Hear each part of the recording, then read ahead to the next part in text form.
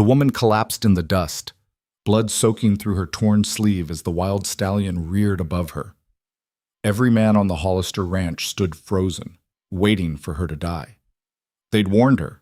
Hell, they'd mocked her. A Chinese mail-order bride with no husband, no money, trying to gentle a horse that had already killed once. But Lian Huawei didn't scream. She didn't run. She looked that 1,000-pound beast in the eye and spoke in a language none of them understood.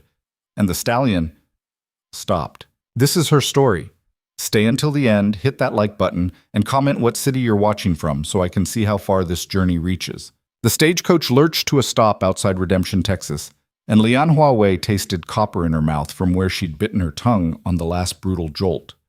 3 weeks of travel, rail, wagon, and finally this rattling wooden box that smelled like sweat and old leather, and here she was. The driver didn't help her down, didn't even look at her, just tossed her trunk into the street hard enough that the latch popped open, spilling a corner of silk that had belonged to her mother. She stood there in the September heat, dust settling on her pale travel dress, and felt the weight of every eye in town. They weren't kind eyes. That her? A woman's voice, sharp with curiosity. The Chinese girl? Heard she came from Matthias Sterling. Well, Sterling's been dead 2 months. Pneumonia took him. Yanhua understood enough English now to catch the meaning, even if the accent was harsh and strange. She'd known Matthias Sterling only through letters, formal, stilted letters arranged by the marriage broker in San Francisco. He'd written about his ranch, his cattle, his need for a wife who could work hard and ask few questions. She'd written back about her willingness to learn, to adapt, to build a life in this new country. Neither of them had written about love. That wasn't what this was. But now he was dead, and she was here, and the town of Redemption was staring at her like she was something that had washed up on a shore where it didn't belong. You speak English? The voice belonged to a broad-shouldered man with a star pinned to his vest. The sheriff. His face wasn't cruel, but it wasn't welcoming either. Yes. Her accent made the word sound clipped. I speak. Matthias Sterling's dead. I understand. So you got no husband, no money, I'm guessing. No kin here. She met his eyes. No? He shifted his weight, clearly uncomfortable. Behind him, a small crowd had gathered, women in bonnets, men in dusty work clothes, a few children peeking around their mother's skirts. All of them white. All of them looking at her like she was a problem they hadn't asked for. There's a missionary group in San Antonio, the sheriff said. They help folks like you. I can arrange passage. I do not want charity. The words came out harder than she intended. I want work. A laugh rippled through the crowd. One of the women, thin-faced with eyes like chips of flint, stepped forward. Work? Honey, you think anybody here's going to hire a Chinese girl? You got no idea where you are. I can cook, clean, sew. Lianhua kept her voice steady, even though her hands were shaking. I work hard. We got enough laundresses, another woman said, and I sure as hell ain't letting you near my kitchen. The sheriff raised a hand for quiet, but the damage was done. Lianhua could feel the hostility like heat coming off a stove. These people had already decided who she was, what she was worth. In their eyes, she was less than nothing, a foreign woman with no husband and no place. Listen, the sheriff said, his tone gentler now but still firm. This ain't San Francisco. We don't have a Chinatown here, no community for you. Best thing is to send you back where you came from. I cannot go back. Why not? Because there was nothing to go back to. Because her father had sold her to pay his gambling debts, and the marriage broker had been her only escape. Because she'd spent every cent she had getting here, and the shame of returning would be worse than anything she could face in this hostile town. But she didn't say any of that. She just stood there, spine straight, and repeated, I cannot go back. The sheriff sighed.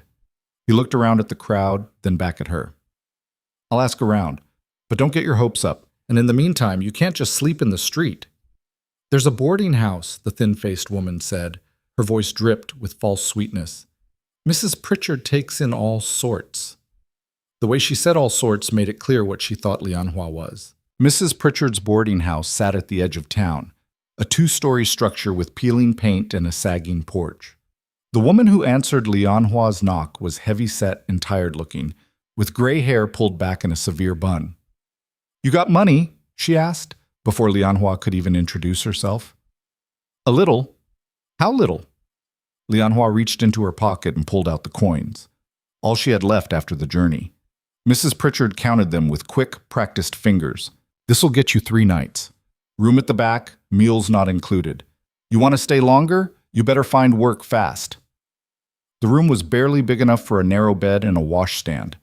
The single window looked out onto an alley where someone had dumped trash, but it was shelter, and Lianhua had learned not to expect more than that. She sat on the bed and let herself feel, just for a moment, the full weight of her situation.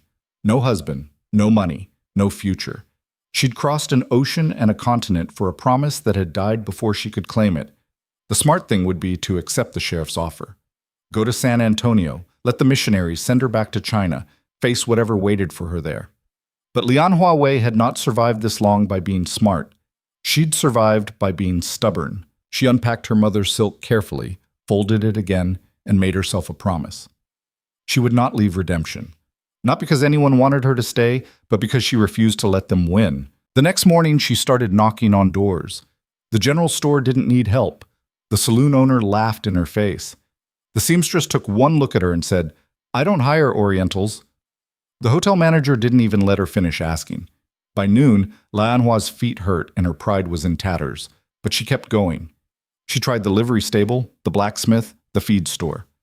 Every door closed, every face turned away. She was sitting on a bench outside the sheriff's office, trying to decide what to do next, when she heard the sound of hooves and shouting. 3 men rode into town fast, their horses lathered with sweat. The one in front was older, maybe 50, with a weathered face and eyes like iron. He dismounted in one smooth motion and strode toward the saloon, his boots kicking up dust. "That's Gideon Hollister," a voice said beside her. Lianhua turned. A boy, maybe 12, had plopped down on the other end of the bench. He was staring at the riders with open fascination. "Who?" Lianhua asked. "Gideon Hollister. Owns the biggest ranch around here. Maybe the biggest in Texas." The boy's eyes were wide. "They say he's meaner than a rattlesnake and twice as dangerous. His wife died 5 years back, and he ain't been the same since." Lianhua watched as Gideon Hollister pushed through the saloon doors. Even from a distance, she could feel the force of his presence, the way people moved out of his path, the way conversation stopped when he entered. "Why is he mean?" she asked. The boy shrugged. "Grief, I guess. Or maybe he was always that way. But he works his men hard and pays them fair, so they stay. Got the best cattle operation in 3 counties. An idea began to form in Lianhua's mind. It was a desperate idea, probably a stupid one, but desperation had a way of making stupid ideas look reasonable. "Where's this ranch?" The boy pointed west. "About 5 miles out. Big stone house, can't miss it. But I wouldn't go out there if I was you. Mr. Hollister don't take kindly to strangers, especially not—" He stopped, suddenly embarrassed. "Especially not Chinese women," Lianhua finished for him. The boy's face went red. "I didn't mean— It is true." She stood up, brushing dust from her skirt. "Thank you for the information." "You ain't really going to go out there, are you?" Lianhua looked at the saloon, where Gideon Hollister was probably drinking whiskey and conducting whatever business had brought him to town. Then she looked at the road heading west, disappearing into the empty Texas landscape. "Yes," she said, "I am." She started walking at dawn the next day. Mrs. Pritchard had given her a suspicious look when Lianhua asked for directions to the Hollister ranch, but she'd provided them along with a warning. "That man's got a temper like a brush fire. You go bothering him. Don't come crying to me when he sends you packing." The walk took longer than Lianhua expected. The road was rough, just 2 ruts in the dirt, and the September sun beat down without mercy. She'd brought water in a borrowed canteen, but by the time she saw the ranch buildings in the distance, her throat was parched and her feet were blistered. The Hollister ranch sprawled across the landscape like something out of a dream. Corrals, barns, a bunkhouse, and at the center of it all, a house built from pale stone that seemed to glow in the sunlight. Cattle dotted the distant pastures, and she could hear the sound of men shouting, horses neighing. She walked up to the main house and knocked. No one answered. She knocked again, harder this time. The door swung open, and a Mexican woman stood there, wiping her hands on her apron. Her face was lined but kind, and she looked Lianhua up and down with frank curiosity. See? I'm looking for Mr. Hollister. I need work. The woman's eyebrows rose. Work? Here? Yes. You know this is a ranch, yes? We do not need… She gestured vaguely at Lianhua's dress, her hands. What kind of work you do? Any work, Lianhua said. I am strong. I learn fast. The Mexican woman, her name was Rosa, Lianhua would learn later, looked doubtful. But before she could respond, a voice bellowed from somewhere inside the house. Rosa, where the hell is my clean shirt? Coming, senor. Rosa gave Lianhua an apologetic look. You should go. Mr. Hollister, he is not in a good mood today. He is never in a good mood, but today especially, I will wait. Rosa sighed, but she left the door open as she hurried back inside. Lianhua stood on the porch, listening to the sounds of the ranch. Men's voices, the clang of metal on metal from the blacksmith's forge, the low of cattle. It was a living, breathing operation, and despite everything, she felt a small spark of hope. When Gideon Hollister finally appeared, he wasn't what she expected. Oh, he was hard-looking, that much the boy had gotten right. Tall, broad-shouldered, with sun-darkened skin and lines carved deep around his mouth and eyes. His hair was dark with threads of gray, and he moved with the easy confidence of a man who knew exactly who he was and didn't give a damn what anyone thought about it. But it was his eyes that caught her. They were the same iron gray she'd glimpsed in town, but up close she could see something else in them. Not cruelty, weariness, the kind of bone-deep exhaustion that came from carrying grief too long. He looked at her for a long moment, his expression unreadable.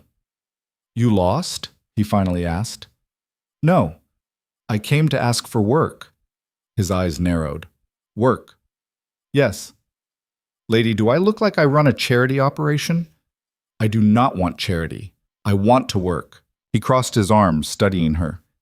You're that Chinese woman who came in on the stagecoach, the one whose husband died. He was not my husband, but yes. And you think you can work on a cattle ranch? His tone made it clear what he thought of that idea. I can try. You can try. He let out a short, humorless laugh. Look around you. This is hard work, dirty work, dangerous work. I got 20 men here and half of them can barely handle it. What the hell do you think you're going to do? I will do whatever you need. I don't need anything from you. The words stung, but Lianhua held her ground. Then why do you have a sign in town saying you need ranch hands? He blinked, clearly surprised she knew that. That's for men, real ranch hands. People who know cattle, who can ride, I can learn. No. Please. Something flickered in his eyes. Maybe irritation. Maybe something else. Why?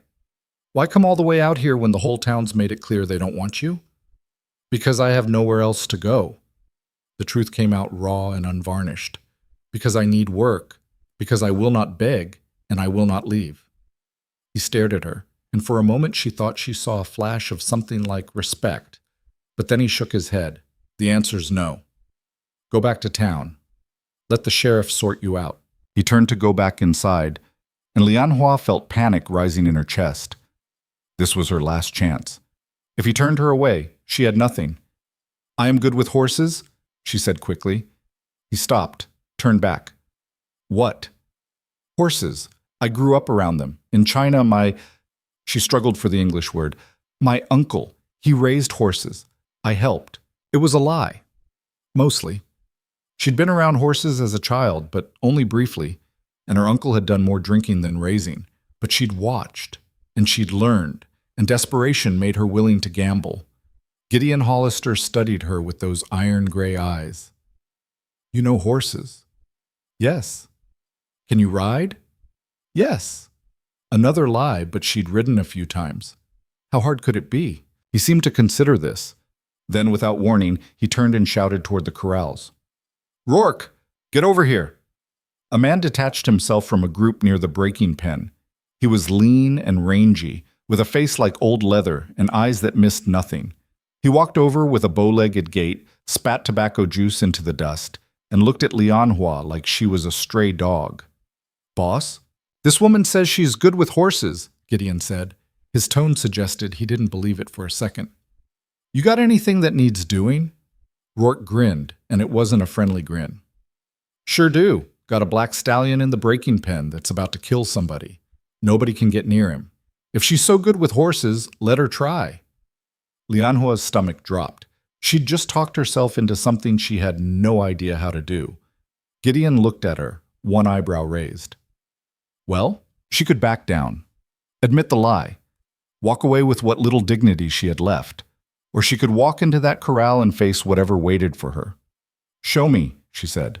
The black stallion was the most beautiful and terrifying thing Lianhua had ever seen.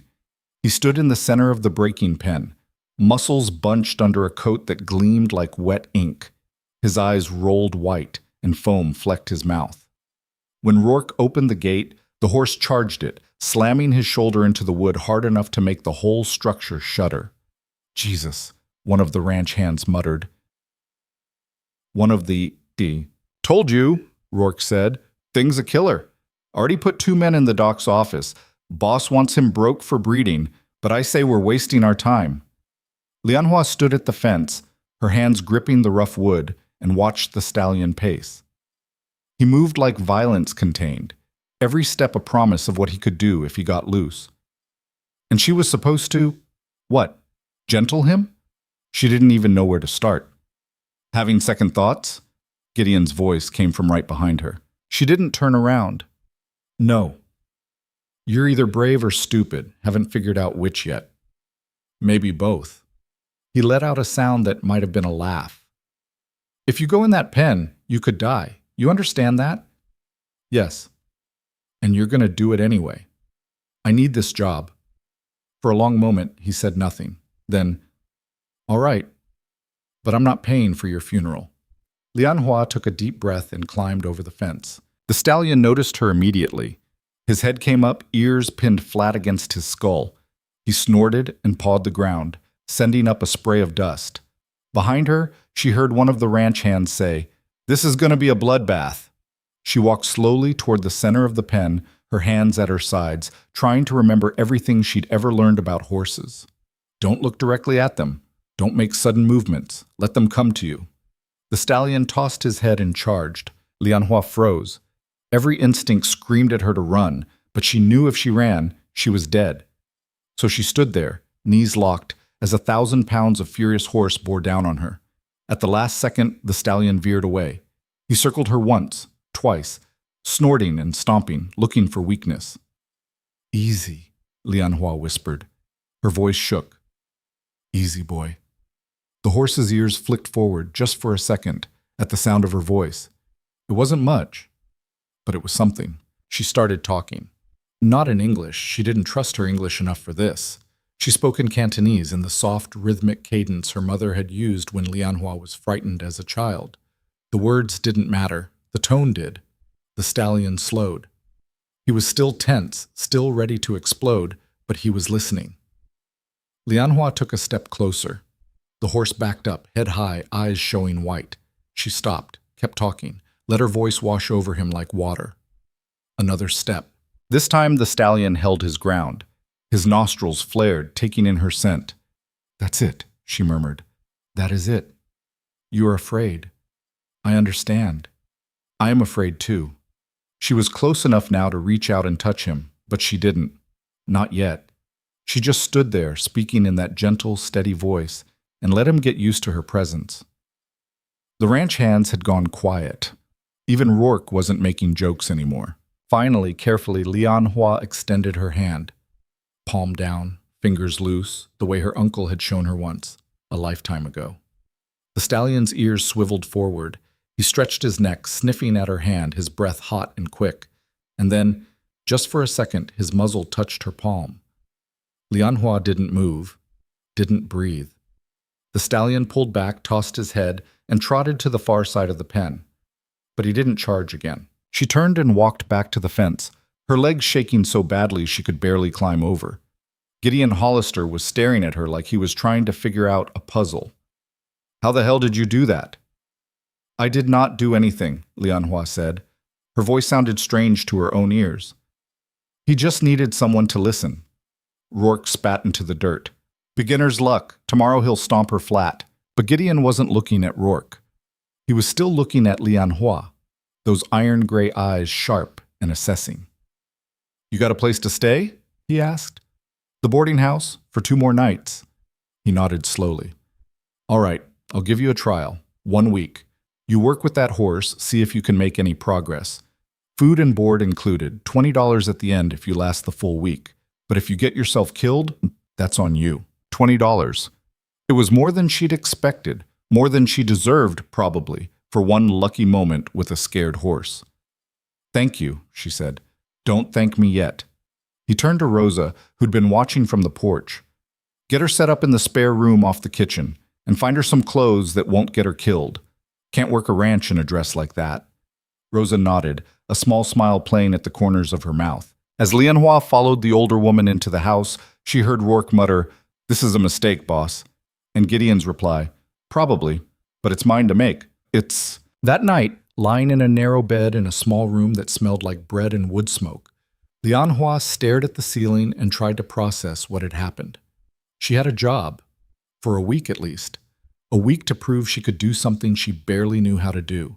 A week to survive on a ranch full of men who didn't want her there. But it was a chance. The only chance she had. Through the thin wall, she could hear Rosa moving around in the kitchen, humming softly to herself.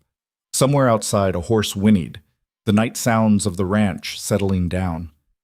Lianhua closed her eyes and thought about the black stallion, about the way he'd looked at her, not with trust, not yet, but without the pure hatred she'd seen in so many human eyes since arriving in Redemption. Maybe that was enough.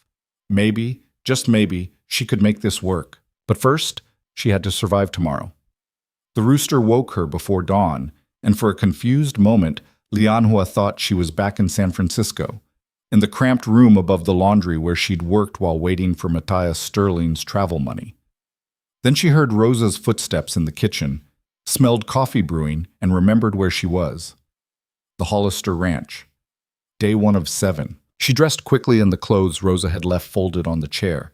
Men's work pants that had been cut down and roughly hemmed, a worn cotton shirt, boots that were too big even with 2 pairs of socks. When she looked at herself in the small mirror above the washstand, she barely recognized the woman staring back. Her hair was still pinned up properly, but everything else about her looked wrong. Foreign in a different way now. "You look like a ranch hand," Rosa said when Lianhua emerged into the kitchen. The older woman was kneading dough, her hands moving with practiced efficiency. "Maybe not a good one yet, but you look the part." "Thank you for the clothes," Rosa shrugged. "They belonged to my son, before he went north to work the railroads." Something sad crossed her face, but she didn't elaborate. "You want coffee? Breakfast is in an hour, but the men, they are already up." Lianhua accepted the coffee, black and strong enough to strip paint, and stood by the window, watching the sky lighten over the eastern pastures. She could see figures moving in the pre-dawn darkness, hear voices and the jingle of harnesses. "The black horse," she said. "Where is he kept?" "The breaking pen, still. Mr. Hollister, he wants to move him to the stables, but Rourke says not until someone can get a halter on him without losing fingers." Rosa glanced at her. "You really think you can work with that animal?" "I do not know, but I have to try." Rosa went back to her dough. "You know what happened to Mr. Hollister's wife?" The question caught Lianhua off guard. "No. Thrown from a horse. 5 years ago, almost to the day. Her neck broke before she hit the ground." Rosa's hands stilled. She was pregnant, 6 months. Mr. Hollister, he found her. After that, he changed, got harder, meaner, stopped caring about much except the ranch. Lianhua thought about the weariness she'd seen in Gideon Hollister's eyes. That is why he almost said no to the horse. Maybe. Or maybe he just thought you would get yourself killed, and he did not want another death on his conscience. Rosa shaped the dough into loaves with quick, efficient movements. "Either way, you be careful. That stallion, he has already hurt people. And Mr. Hollister, he will not save you if you do something stupid." Before Lianhua could respond, the back door banged open and men started filing in for breakfast. They came in loud and hungry, smelling of horses and leather and sweat, and every single one of them stopped when they saw her standing by the window. The silence stretched out like taffy. "Well, hell," one of them finally said. He was young, maybe 20, with a sunburned face and straw-colored hair. She really is staying. For a week, another man said, older with a tobacco-stained beard. That's what I heard. Boss gave her a week. To do what? Get trampled? Probably. They settled at the long table, still stealing glances at her, muttering to each other. Lianhua stood frozen, the coffee cup warm in her hands, unsure what she was supposed to do. Rosa saved her. Sit, she said, pointing to a chair at the far end of the table. You work here now, you eat with everyone else. Lianhua sat. The men watched her like she was an animal in a cage at a traveling show. She kept her eyes on her plate when Rosa brought out platters of eggs and bacon and biscuits that steamed in the cool morning air. Gideon Hollister came in last. He didn't acknowledge Lianhua, just poured himself coffee and sat at the head of the table. His presence changed the room. The men sat up straighter, talked quieter. Rourke, he said, not looking up from his plate. You taking the herd to the north pasture today? Yes, sir. Should be back by sundown. Take Miller and Jackson with you, and check the fence line while you're out there. Thought I saw a break yesterday. Will do. Gideon's eyes flicked to Lianhua. You. After breakfast, you go to the breaking pen. Work with the stallion. But you don't go in alone, understand? Someone's got to be there watching, in case things go wrong. I understand. And if that horse so much as looks like he's going to charge, you get out. I'm not scraping you off the dirt because you were too stubborn to run. One of the younger men snickered. Gideon's head snapped toward him. Something funny, Carson. The snicker died. No, sir. Good, because if she gets hurt, it's going to be your job to bury her, and I expect you'd find that less amusing. The rest of breakfast passed in uncomfortable silence. When the men filed out, Lianhua helped Rosa clear the table, grateful for something to do with her hands. He is not always so harsh, Rosa said quietly. But he does not like people getting hurt, especially not on his watch. I will be careful. You better be. Because if you die here, I am the one who has to clean up the mess, and I am too old for that kind of work. The words should have been grim, but Rosa's mouth twitched with something that might have been humor. Lianhua felt an unexpected warmth toward the older woman. At least someone on this ranch didn't actively hate her. When she walked out to the breaking pen, the black stallion was pacing the perimeter, his head high and his tail flagged. He saw her coming and stopped, his whole body going tense. Morning, horse, she said softly. A voice behind her made her jump. You planning to just talk to him all day? She turned. The young cowboy from breakfast, Carson, Gideon had called him, was leaning against the fence, a piece of straw between his teeth. He didn't look hostile, just curious. I am planning to let him get used to me, Lianhua said. That could take years. Then I will work fast. Carson grinned. Boss said I gotta watch you. Make sure you don't get yourself killed. So I guess we're stuck together. You do not have other work? Oh, I got plenty of work. But apparently babysitting the Chinese lady is more important. He said it without malice, just stating facts. Name's Tom Carson. Most people just call me Carson. Lianhua Wei. Yeah, I'm not going to be able to say that. You got a shorter name? She thought about it. In San Francisco, some of the white people had called her Lily, an approximation that made her name easier for them. She'd hated it then. But here, now, she was too tired to fight every battle. Lily, she said. Lily. All right. Well, Lily, how about you show me what you got? She climbed over the fence, moving slowly, keeping her hands visible. The stallion watched her with those wild, rolling eyes. He tossed his head and snorted, but he didn't charge. Progress, maybe. Lianhua stood in the center of the pen and started talking again. Not in English this time. She slipped back into Cantonese without thinking, letting the familiar rhythms calm her own nerves as much as the horses. You do not like it here, she murmured. I understand. Neither do I, but we are both trapped, so we must make the best of it. The stallion's ears flicked toward her. He took a step closer, then another, his nostrils flaring. That is it. Come see. I will not hurt you. From outside the fence, Carson whispered, I'll be damned. He's actually listening to her. The horse was close enough now that Lianhua could see the scars on his hide. Old rope burns, what looked like whip marks. Someone had tried to break him with violence, and all they'd done was teach him to fight back. Who hurt you? She asked softly. Who made you so angry? The stallion stamped his foot, but it wasn't aggression. It was frustration, maybe. Or recognition. She reached out her hand. This time, instead of just touching her palm, the horse pressed his muzzle against it and held it there. His breath was warm and slightly damp. Lianhua could feel his pulse through the soft skin of his nose, fast and hard. "You are afraid," she said, "but you are also brave. You have not given up. Neither have I." For maybe 30 seconds, they stood like that, woman and horse, both out of place, both refusing to break. Then a shout from across the ranch yard shattered the moment. The stallion jerked back, ears pinned, and Lianhua barely had time to move before he spun and kicked out, his hooves missing her by inches. She scrambled for the fence, heart hammering. Carson was already over it, grabbing her arm and hauling her the rest of the way. "Jesus Christ, you trying to get killed your first day?" "What happened?" Her voice shook. "What was that noise?" "Just Rourke, yelling at one of the hands." Carson looked rattled. "But it spooked the horse, and you were standing too close." "I was making progress." "You were about to get your skull caved in." Lianhua looked back at the stallion. He was at the far end of the pen now, pacing again, all that fragile trust shattered. "He was starting to trust me," she said, "and then he almost killed you. That's what these horses do, Lily. They give you just enough to make you think you're safe, and then they turn on you." Carson shook his head. "Maybe Rourke's right. Maybe this horse ain't worth the trouble." "He is worth it." "How do you know?" "Because I am worth it." She met Carson's eyes. "Everyone keeps telling me I do not belong here, that I should leave, give up. But I will not. And this horse, he will not either. That is why he is still fighting." Carson stared at her for a long moment. Then he let out a low whistle. "You're either the bravest person I ever met, or the craziest. Haven't figured out which." "Maybe both," Lianhua said, echoing what she'd told Gideon Hollister yesterday. The rest of the morning passed in slow increments.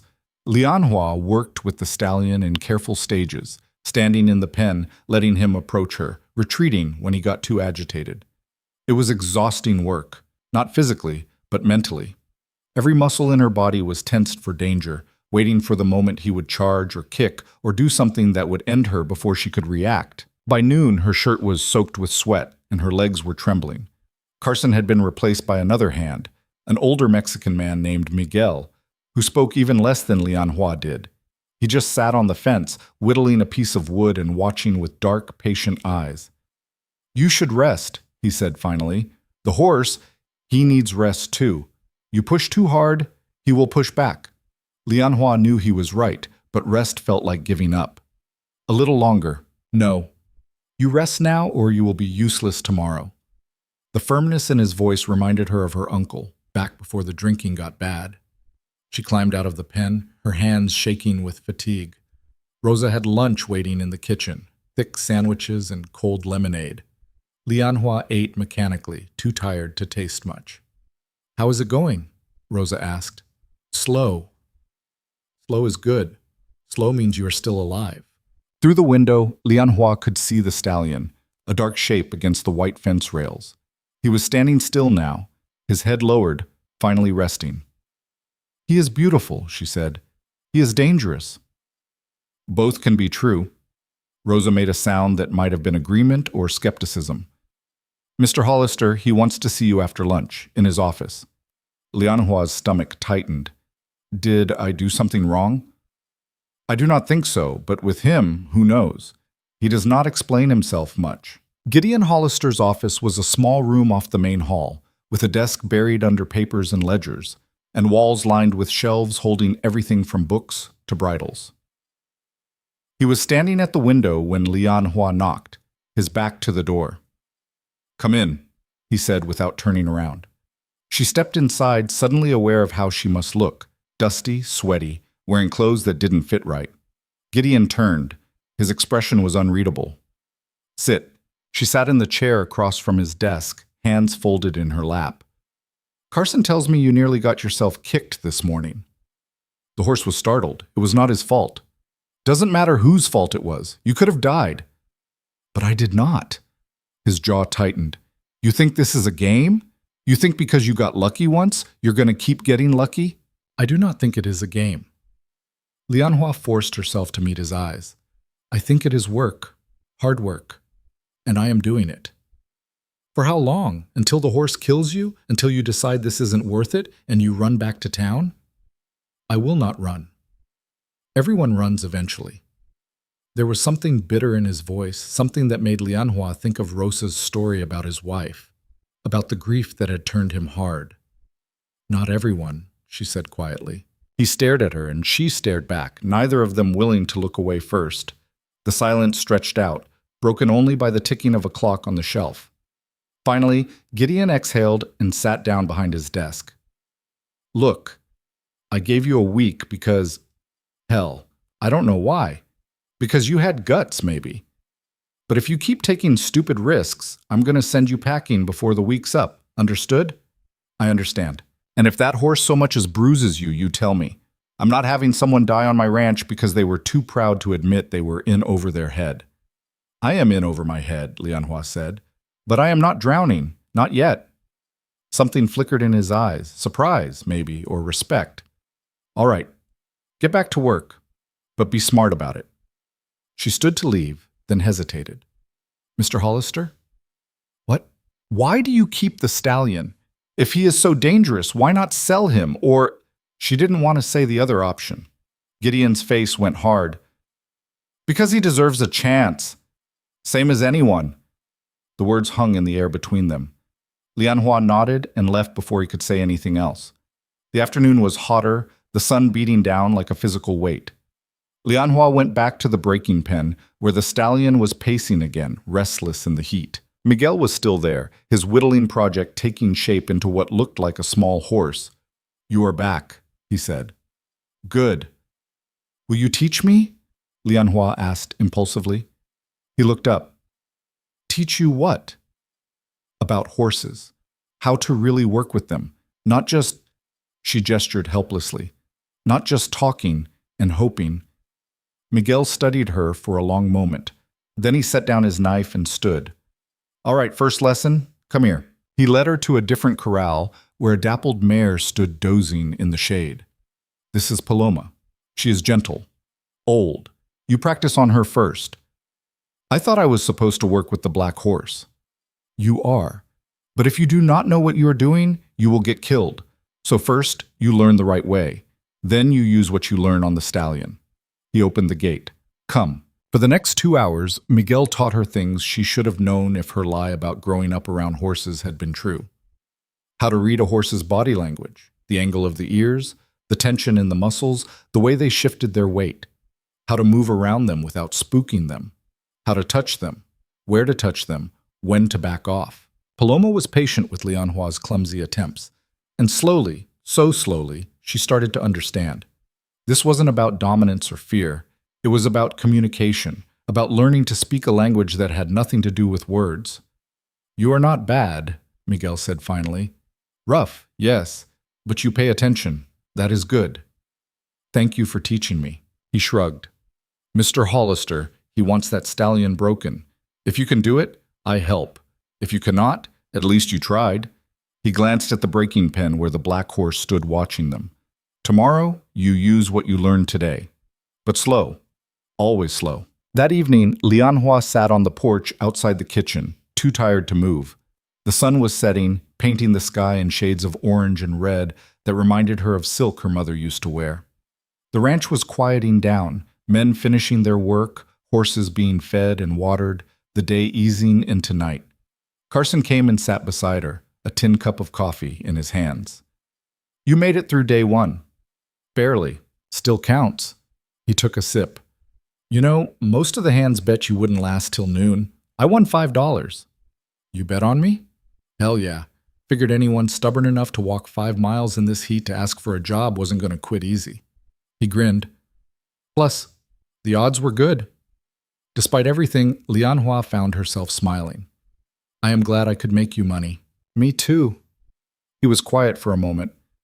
For what it's worth, I don't think you're going to get killed. I think that horse likes you. He does not like me. He tolerates me. Same thing with a horse like that. They sat in comfortable silence, watching the sky darken. Somewhere in the distance, a coyote howled and another answered.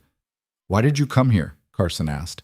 "I mean, really, it wasn't just about the dead rancher, was it?" Lianhua thought about lying, about giving him the simple version, the story of the mail-order bride who had nowhere else to go. But something about the fading light and Carson's easy manner made her want to tell the truth. "My father owed money," she said, "to bad men. He was going to sell me to pay his debts. The marriage broker, he offered me a way out. I took it." Carson let out a low whistle. "Damn, so I came here. And the man died. And now I am—" She trailed off, not sure how to finish. "Stuck," Carson supplied. "No, not stuck. Trying." "Yeah." He drained his coffee. "Well, for what it's worth, I hope you make it. This place could use someone who gives a damn about something other than cattle and whiskey." After he left, Lianhua stayed on the porch, watching stars appear one by one in the vast Texas sky. The night air cooled her skin, carrying the scent of hay and horses and dust. Tomorrow would be harder, and the day after that. But she'd survived today, and that was something.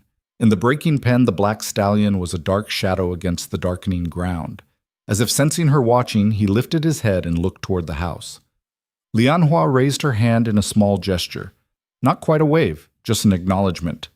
The horse stared at her for a long moment. Then he lowered his head and went back to whatever horses thought about in the quiet hours. She went to bed that night with muscles that screamed and hands that were starting to blister. But she also went to bed with something she hadn't felt in a long time. Hope. The next 3 days fell into a rhythm that was equal parts exhausting and exhilarating.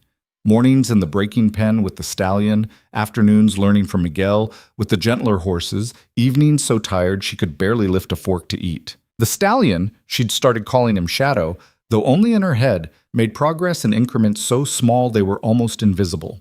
On the second day, he let her touch his neck. On the third, she got a rope around him without him bolting. On the fourth, he followed her across the pen, his nose almost touching her shoulder. But it was fragile progress, easily shattered. A loud noise could send him into a panic. A wrong move from Lianhua could make him rear back, eyes rolling white.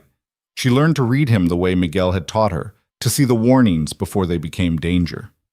The ranch hands watched, some with skepticism, others with grudging interest. Rourke, the foreman, made his disapproval clear whenever Gideon wasn't around. "You're wasting time," he said on the fourth day, leaning against the fence and spitting tobacco juice into the dirt. "That horse is never going to be worth the trouble." Lianhua ignored him, focused on Shadow, but Rourke kept talking. "You know what we do with horses like that, back where I come from? We put a bullet in them and move on. Ain't worth the risk." "Good thing this is not where you come from," Lianhua said, without looking at him. Rourke's face darkened. "You got a smart mouth for someone who's barely been here a week. And you have opinions for someone who has never tried to understand this horse. Understand him? He's an animal. He don't need understanding, he needs breaking." "Maybe that is the problem." Rourke pushed off the fence, his hands balling into fists. "Listen here, you little—" "Problem, Rourke?" Gideon's voice cut through the tension like a knife. The foreman spun around. "No, sir, just talking." Looked like more than talking. Gideon's eyes were cold. "You got something to say about how I'm running this ranch?" "No, sir." "Good, because last I checked, I'm the one who decides what happens to the horses. And right now, I've decided to let her try." He glanced at Lianhua. "How's it going?" "Better," she said. "Slow, but better." Gideon nodded. "Keep at it." He turned back to Rourke. "And you? Don't you have cattle to manage?" Rourke left, but not before shooting Lianhua a look that promised trouble. She felt a chill run down her spine despite the heat. "Don't let him get to you," Gideon said. "He's good at his job, but he's got a mean streak." "I noticed. Just stay out of his way when you can, and if he gives you real trouble, you tell me."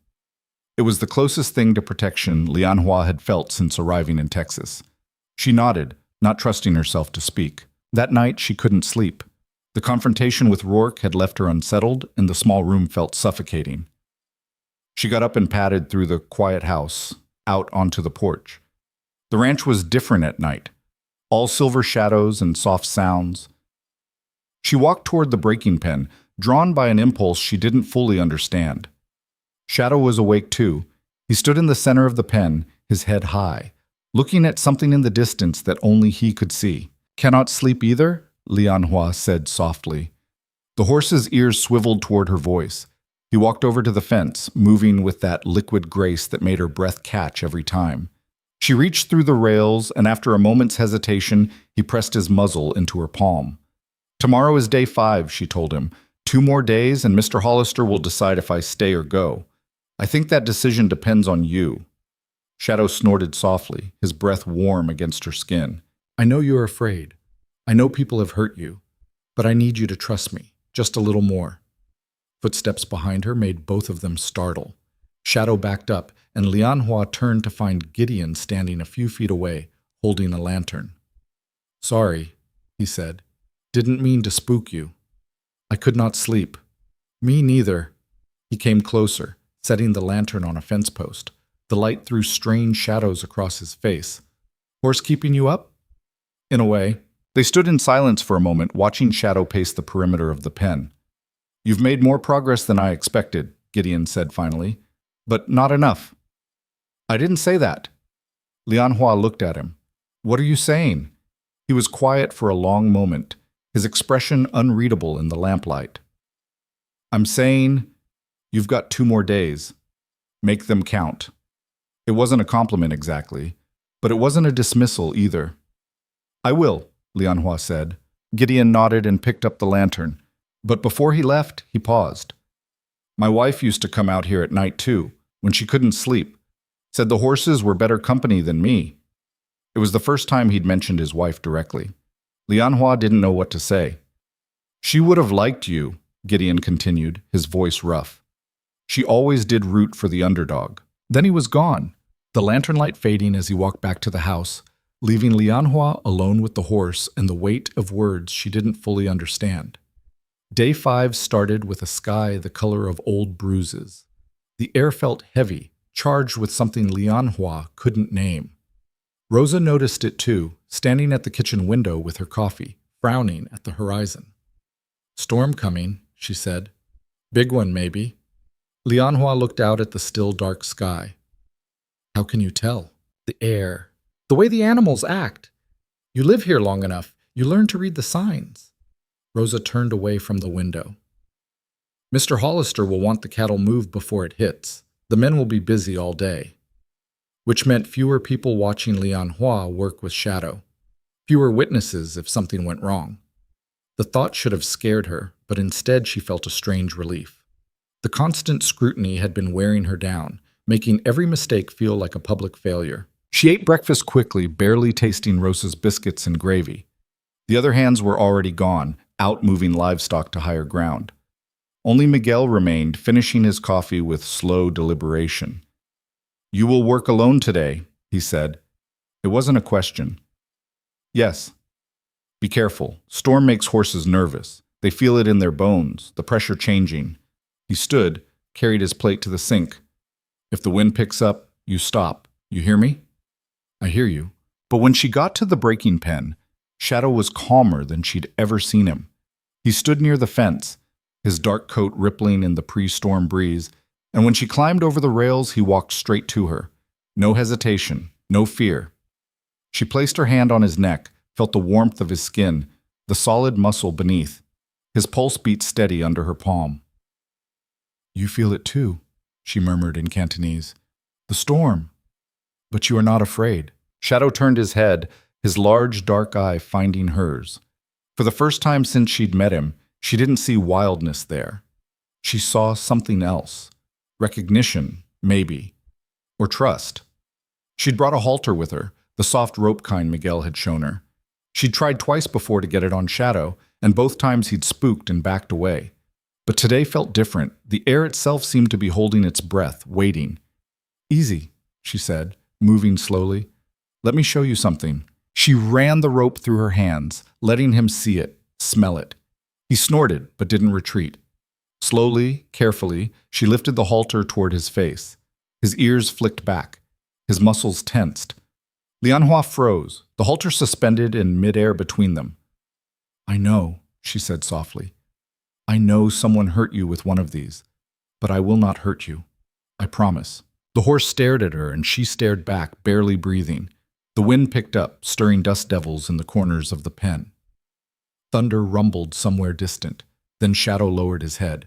It was such a small gesture, but it meant everything. Lianhua slipped the halter over his nose, behind his ears, her hand shaking with more than just fear now. She buckled it carefully, checking to make sure it wasn't too tight, and when she was done, she just stood there with her hand on his cheek, overwhelmed by what had just happened. "You did it," she whispered. "You let me." Shadow bumped his nose against her shoulder, nearly knocking her over. It wasn't quite affection, not yet, but it was close. Close enough. She was so focused on the moment that she didn't hear the footsteps behind her until Rourke's voice cut through the air like a whip crack. "Well, I'll be damned. The Chinese girl actually did something right." Lianhua turned. The foreman stood at the fence, a smirk on his weathered face. But there was something else in his expression too, something that made her stomach tighten with unease. "Mr. Hollister will be pleased," she said carefully, keeping one hand on Shadow's neck. "Maybe. Or maybe he'll think you got lucky." Rourke spat tobacco juice. "One good day don't mean much. Horse could still turn on you tomorrow." "But he did not turn on me today." "Today ain't over yet." The words hung in the air like a threat. Lianhua wanted to respond, wanted to defend herself, but something in Rourke's stance warned her to stay quiet. He walked away without another word, his boots kicking up dust. Shadow tensed under Lianhua's hand, picking up on her anxiety, and she had to spend 10 minutes calming him down again, murmuring reassurances she didn't quite believe herself. The storm held off through the morning, but the sky kept darkening, the wind growing stronger. Lianhua worked with Shadow, practicing leading him around the pen with the halter, teaching him to respond to gentle pressure. He was skittish at first, pulling against the rope, but gradually he started to understand what she was asking. Miguel came by around noon, carrying 2 tin plates covered with cloth. "Rosa sent lunch. She says you need to eat or you will blow away in the storm." They sat on the porch of the bunkhouse, where they could watch Shadow without crowding him. The food was good, cold chicken and bread and pickles, but Lianhua could barely taste it. Her mind was still on Rourke, on the strange edge in his voice. "He does not like me," she said. Miguel didn't ask who she meant. "No, he does not like anyone who makes him look bad." "I have not made him look bad. You have done what he could not do." In his mind, that is the same thing. Miguel took a bite of chicken, chewed thoughtfully. "Rourke, he has been here long time, before Mr. Hollister's wife died. He thinks he knows everything, understands everything, but he does not understand horses like you do." "I do not understand horses. I am still learning." "Yes, but you listen to them. Rourke only wants to break them." Miguel finished his lunch and stood. "Be careful around him. He is loyal to Mr. Hollister, but only because Mr. Hollister pays well. If you become a threat to his position, he will make trouble." The warning settled over Lianhua like a cold blanket. She watched Miguel walk away, then looked back at Shadow. The horse had his head over the fence, watching the darkening sky with alert interest. She was cleaning up the lunch plates when she heard shouting from the direction of the main pastures. Men's voices, urgent and angry, carried on the wind, then hoofbeats, coming fast. Carson appeared around the corner of the barn, riding hard. When he saw Lianhua, he pulled up short. "Where's Miguel?" "I do not know." "What is wrong?" "One of the bulls got out, headed for the ravine. We need every hand we can get." He wheeled his horse around. "If you see Miguel, tell him to come quick." He was gone before Lianhua could respond. She stood there, plates forgotten, listening to the chaos building across the ranch. More shouting, more hoofbeats, the sound of something large and angry bellowing in the distance. Shadow was pacing his pen again, agitated by the noise and the storm-charged air. Lianhua climbed over the fence, moving carefully, and caught the lead rope attached to his halter. "Easy," she said. "It is just noise. Nothing to fear." But Shadow tossed his head, pulling hard enough to nearly yank the rope from her hands. His eyes were rolling white again, all that morning's progress evaporating in the face of his panic. "Please," Lianhua said, fighting to keep her voice calm even as her heart raced. "Please, I need you to trust me." The horse reared up, his front hooves pawing the air inches from her head. Lianhua stumbled backward, tripped, and hit the ground hard. The rope slipped through her fingers. For one terrible moment, she thought Shadow would bolt, would charge the fence and break through, would run wild across the ranch and undo everything she'd worked for. But he didn't bolt. He landed and stood there, sides heaving, looking down at her where she lay sprawled in the dust. Lianhua pushed herself up slowly, every muscle screaming. Her hands were scraped raw from the rope burn, blood welling up in bright beads. But she ignored the pain and held out her hand, palm down, the way she had that very first day. "I fell," she said quietly, "but I did not leave. See? I am still here." Shadow's ears flicked forward. He took a step toward her, then another. His muzzle touched her palm, and this time when he exhaled, it sounded almost like a sigh. "Yes," Lianhua whispered. "We are both still here." She was getting to her feet, brushing dirt from her pants, when she heard a different kind of shout. Not urgent, not angry, pained. The sound came from somewhere near the eastern pastures, where the men had gone to chase down the bull. Lianhua's blood went cold. Someone was hurt, badly, from the sound of it. She should stay with Shadow, should keep working, keep proving herself. But her feet were already moving, carrying her toward the sound of pain. She found them in a clearing beyond the main barn, a knot of men standing around something on the ground. As she got closer, she saw Carson kneeling in the dirt, his face white as paper. "Jesus, someone get the doc," one of the hands was saying. "He's bleeding bad." "Doc's in town, won't be back for hours." "Then what the hell do we do?" Lianhua pushed through the crowd. On the ground lay a young cowboy she'd seen around the ranch. Billy, she thought his name was. His leg was twisted at a wrong angle, and blood soaked through his pants from a gash above his knee. His face was gray with shock. "What happened?" she asked. Carson looked up, his eyes wild. "Bull charged him, threw him into the fence. Think his legs broke, and he's losing blood fast." The other men were arguing about what to do, whether to move him, whether to try to stop the bleeding, whether to send someone for the doctor, even though it would take too long. Nobody seemed to know what to do, and Billy was getting paler by the second. Lianhua knelt beside him. She'd seen injuries before, back in San Francisco. The laundry where she'd worked had been in a rough neighborhood, and she'd learned basic first aid from a woman who'd been a nurse before opium destroyed her life. "I can help," she said. Rourke appeared at the edge of the crowd. "You? What the hell do you know about this?"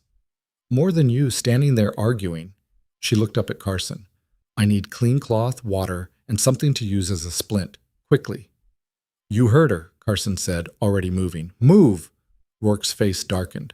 "We ain't taking orders from some Chinese woman who—" "Then Billy dies while you run your mouth," Lianhua snapped. "Your choice." For a moment, Rourke looked like he might hit her. But Carson returned with supplies, and the moment passed. Lianhua worked fast, her hands steadier than she expected. She cut away the torn fabric of Billy's pants, cleaned the wound as best she could, and wrapped it tight to slow the bleeding. The boy whimpered, barely conscious, but he was alive. The broken leg was harder. She'd never set a bone before, but she'd watched it done once, and desperation made her brave. With Carson holding Billy's shoulders and two other men holding his good leg, Lianhua pulled the broken one straight. The sound it made would haunt her dreams, and Billy's scream was worse. But when it was done, the leg was aligned properly. She splinted it with fence posts and strips of cloth, working with quick, efficient movements while the men watched in stunned silence. "He needs a real doctor," she said when she was finished. "But this will keep him alive until one gets here." Carson stared at her like he was seeing her for the first time. "Where did you learn to do that?" "San Francisco. I worked in a bad neighborhood." "Christ." He looked down at Billy, who was breathing more steadily now, the color slowly returning to his face. "You saved his life." Lianhua stood, wiping her bloody hands on her pants. She felt hollow, emptied out by adrenaline. "Maybe. We will see." The men started talking all at once, their voices a confused jumble of gratitude and disbelief. But Rourke stood apart, his face like thunder. When his eyes met Lianhua's, she saw something that made her stomach drop. Not gratitude, hatred. She'd made him look bad again. Worse than bad. She'd made him look useless. And from the look on his face, he wasn't going to forget it. Two of the hands carried Billy back to the bunkhouse, moving carefully to avoid jostling his leg. Carson sent someone riding hard for town to fetch the doctor. The crisis was over, at least for now. Lianhua walked back to the breaking pen in a daze. Shadow was still there, still calm despite all the chaos. When she climbed over the fence, he came to her immediately, pressing his warm nose against her shoulder. She stood there for a long time, one hand on his neck, trying to process what had just happened. She'd saved someone. Maybe, probably, but in doing so, she'd made an enemy even more dangerous than before. The first drops of rain started falling as the sun disappeared behind thick clouds. Not a gentle rain, hard, driving drops that stung when they hit bare skin. The storm had finally arrived. "We should go inside," she told Shadow. But the horse didn't want to move, and she didn't have the strength to force him. So they stood there together in the breaking pen while the rain came down harder, turning the dust to mud, washing the blood from Lianhua's hands. Thunder cracked overhead, close enough to feel in her chest, and lightning split the sky in jagged white lines. Shadow should have spooked, should have panicked, but he just stood there with Lianhua, his head lowered against the rain, trusting her to keep him safe, even though she could barely keep herself safe. "We are quite a pair," she said, her voice nearly lost in the storm. "Neither of us belongs here. Both of us too stubborn to leave." The rain soaked through her clothes, plastered her hair to her skull, made her shiver despite the warm night air. But she didn't move, didn't seek shelter. Something about the storm felt right, felt cleansing, like it was washing away more than just dirt and blood. She didn't know how long she stood there, long enough for the worst of the storm to pass, for the rain to ease from a deluge to a steady patter. Long enough for her to start feeling foolish about her dramatic moment in the rain. "Lily!" She turned to see Gideon Hollister running toward the pen, a coat held over his head. When he reached the fence, his face was furious. "What the hell are you doing out here?" he shouted over the rain. "Working with the horse. In a storm. Are you out of your mind?" "Maybe." He climbed over the fence, moving with surprising agility for a man his size. When he got close enough, she could see the anger in his eyes, but also something else. Fear. "You could get struck by lightning out here," he said. "Both of you. We are fine." "That's not the point. The point is—" He stopped, really looking at her for the first time. "Christ, you're bleeding. What happened to your hands?" She'd forgotten about the rope burns. They were still oozing blood, mixing with the rain. "It is nothing. Shadow spooked earlier, and you held on anyway." He grabbed her wrist, surprisingly gentle, and examined her palm in the fading light. "These need cleaning. Could get infected." "I will clean them later." "You'll clean them now." He looked at Shadow, who was watching this exchange with alert interest. "And you're going to stay here and not kill anyone while I patch her up. Got it?" The horse snorted, shaking water from his mane. Gideon led Lianhua back to the house, his hand still on her wrist like he thought she might bolt. Rosa was waiting in the kitchen with towels and worried eyes. "I heard about Billy," she said. "They say you saved him." "I did what anyone would do." "Anyone who knew how," Gideon corrected. He pointed to a chair. "Sit." She sat. He brought out a medical kit, the kind kept for treating ranch injuries, and started cleaning her hands with an alcohol-soaked cloth that burned like fire. Lianhua bit her lip to keep from crying out. "Carson told me what you did," Gideon said, his voice gruff. "Said you didn't hesitate.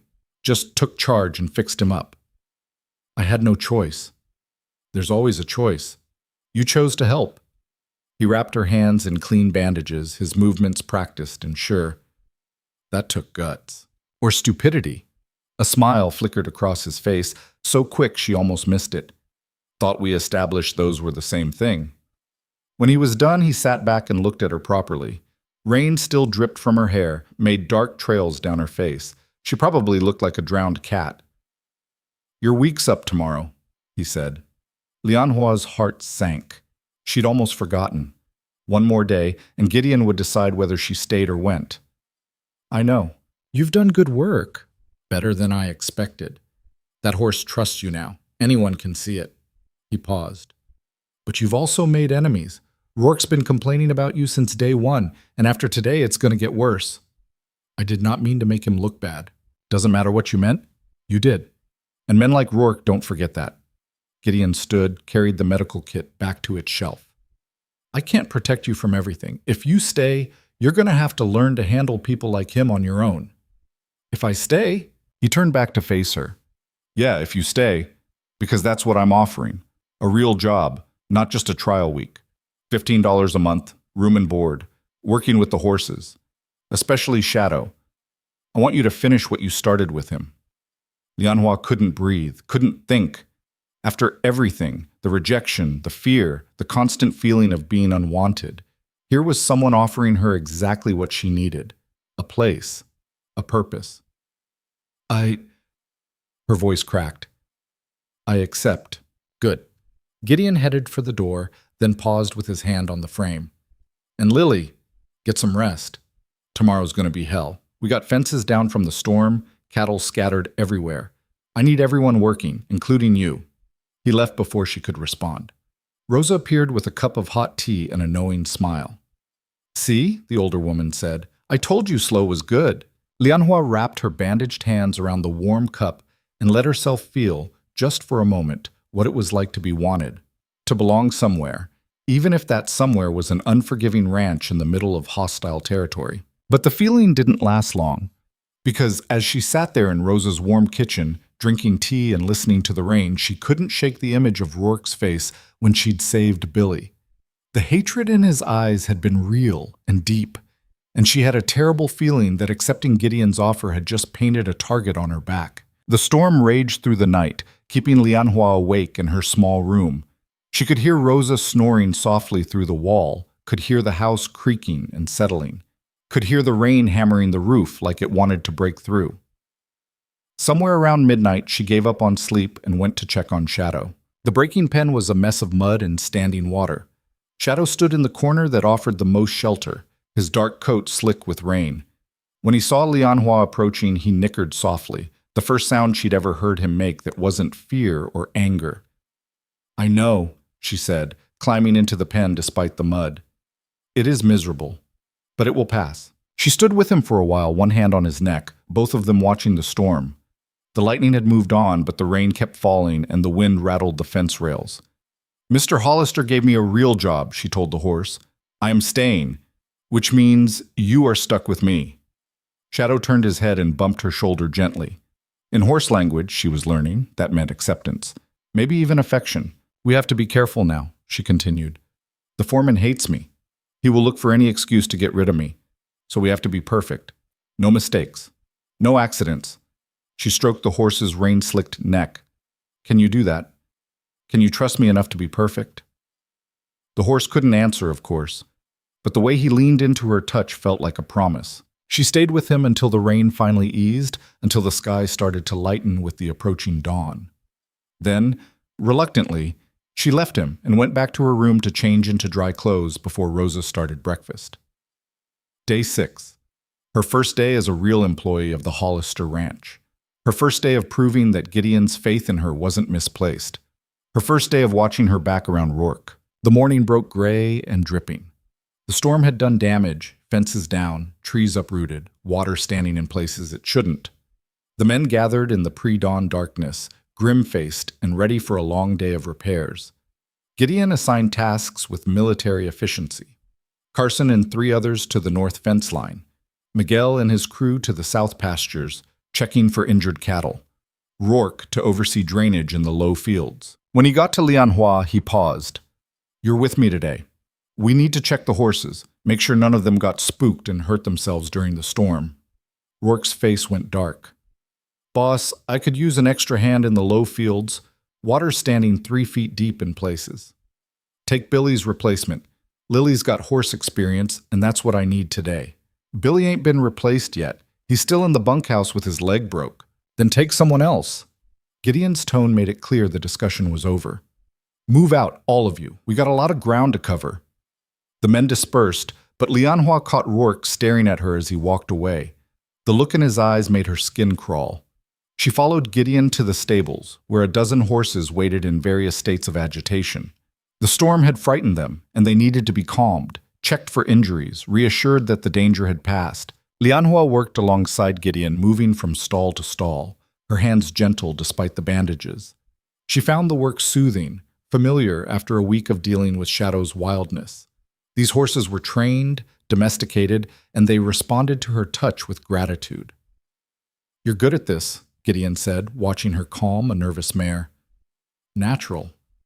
I like horses better than people. Can't say I blame you. He moved to the next stall. People tend to disappoint.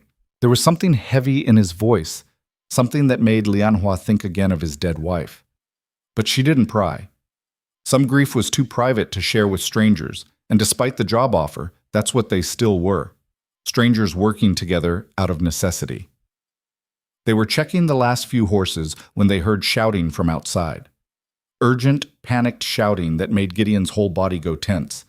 "Stay here," he ordered, already running for the door. But Lianhua followed anyway, her heart pounding. The shouting was coming from the direction of the breaking pen. Shadow's breaking pen.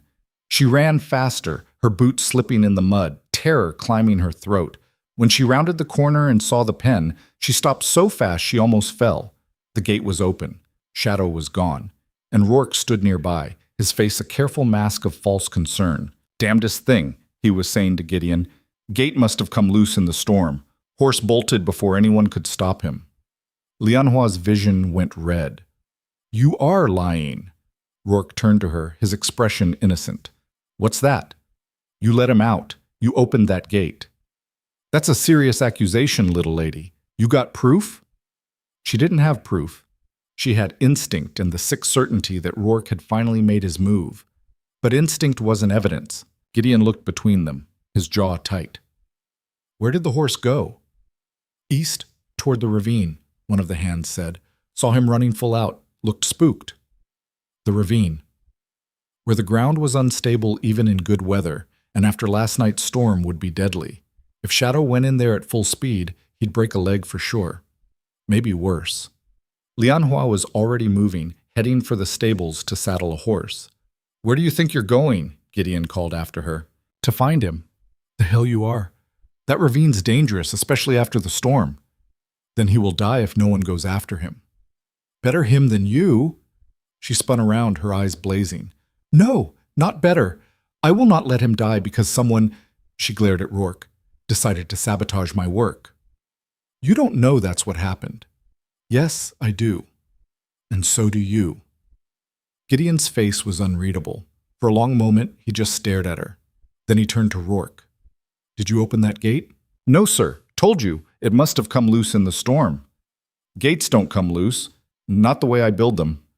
Rourke's mask slipped, just for a second, just long enough for Lianhua to see the truth underneath. But Gideon sighed and shook his head. "Doesn't matter now. Horse is gone, and we need to find him before he kills himself." He looked at Lianhua. "You want to go after him? Fine. But I'm coming with you, and if I say we turn back, we turn back. No arguments." "No arguments," Lianhua agreed. They saddled 2 horses, a steady gelding for Gideon and a smaller mare for Lianhua. She'd ridden a few times since arriving, enough to not fall off immediately, but she was far from skilled. The horse seemed to sense her nervousness and danced sideways as she tried to mount. "Easy," Gideon said, steadying the mare. "She's gentle, but she knows when you're scared. Breathe. Find your center." Lianhua took a breath, then another. Found something steady inside herself and used it to vault into the saddle. The mare settled immediately. "Better," Gideon said. "Now follow me, and for the love of everything, don't do anything stupid." They rode east, following the trail of broken brush and hoofprints Shadow had left in his panic. The ground was soft from the rain, treacherous in places, and Lianhua had to focus on staying in the saddle and trusting her horse to find safe footing. The ravine opened up ahead of them like a wound in the earth. It was maybe 30 feet across and twice as deep, with steep sides that were crumbling even more after the storm. Water rushed along the bottom.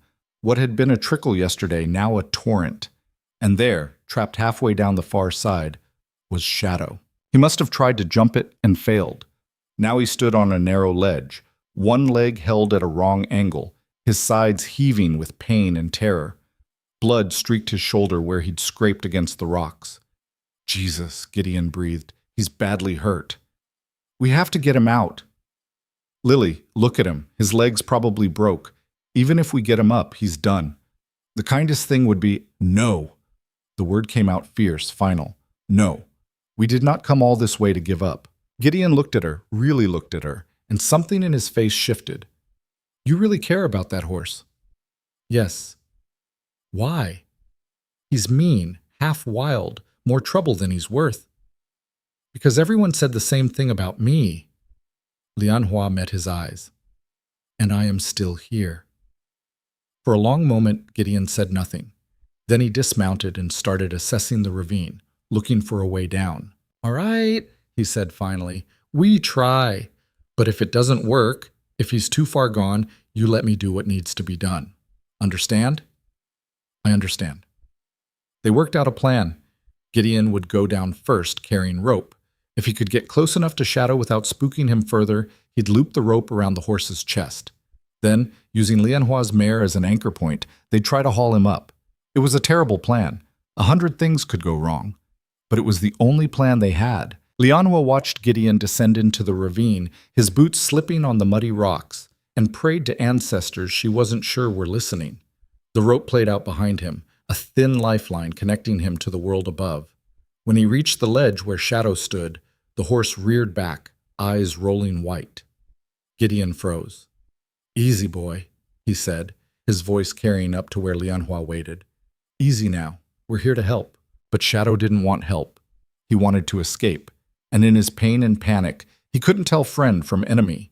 He lashed out with his good front leg, and Gideon barely dodged the strike. It is not working, Lianhua called down. He does not trust you. Got any better ideas? She did. It was probably stupid, definitely dangerous, but it was all she had. Let me come down. Absolutely not. He trusts me. Let me try.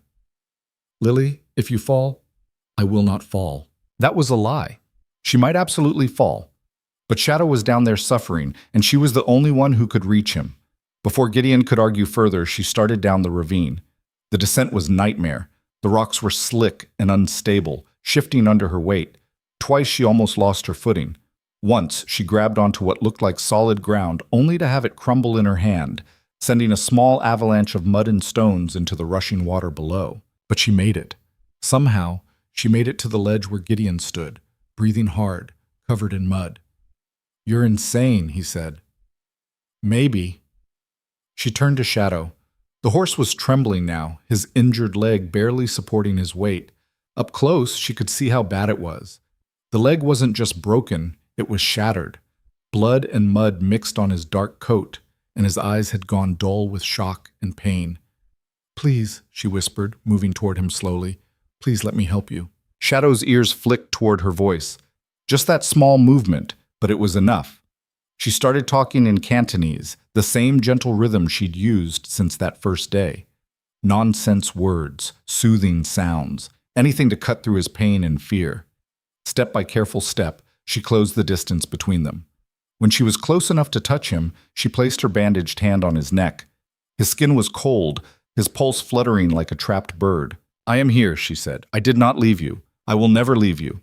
And Shadow, despite everything, lowered his head and pressed his muzzle into her shoulder. Lianhua felt tears streak her face, mixing with the mud and rain.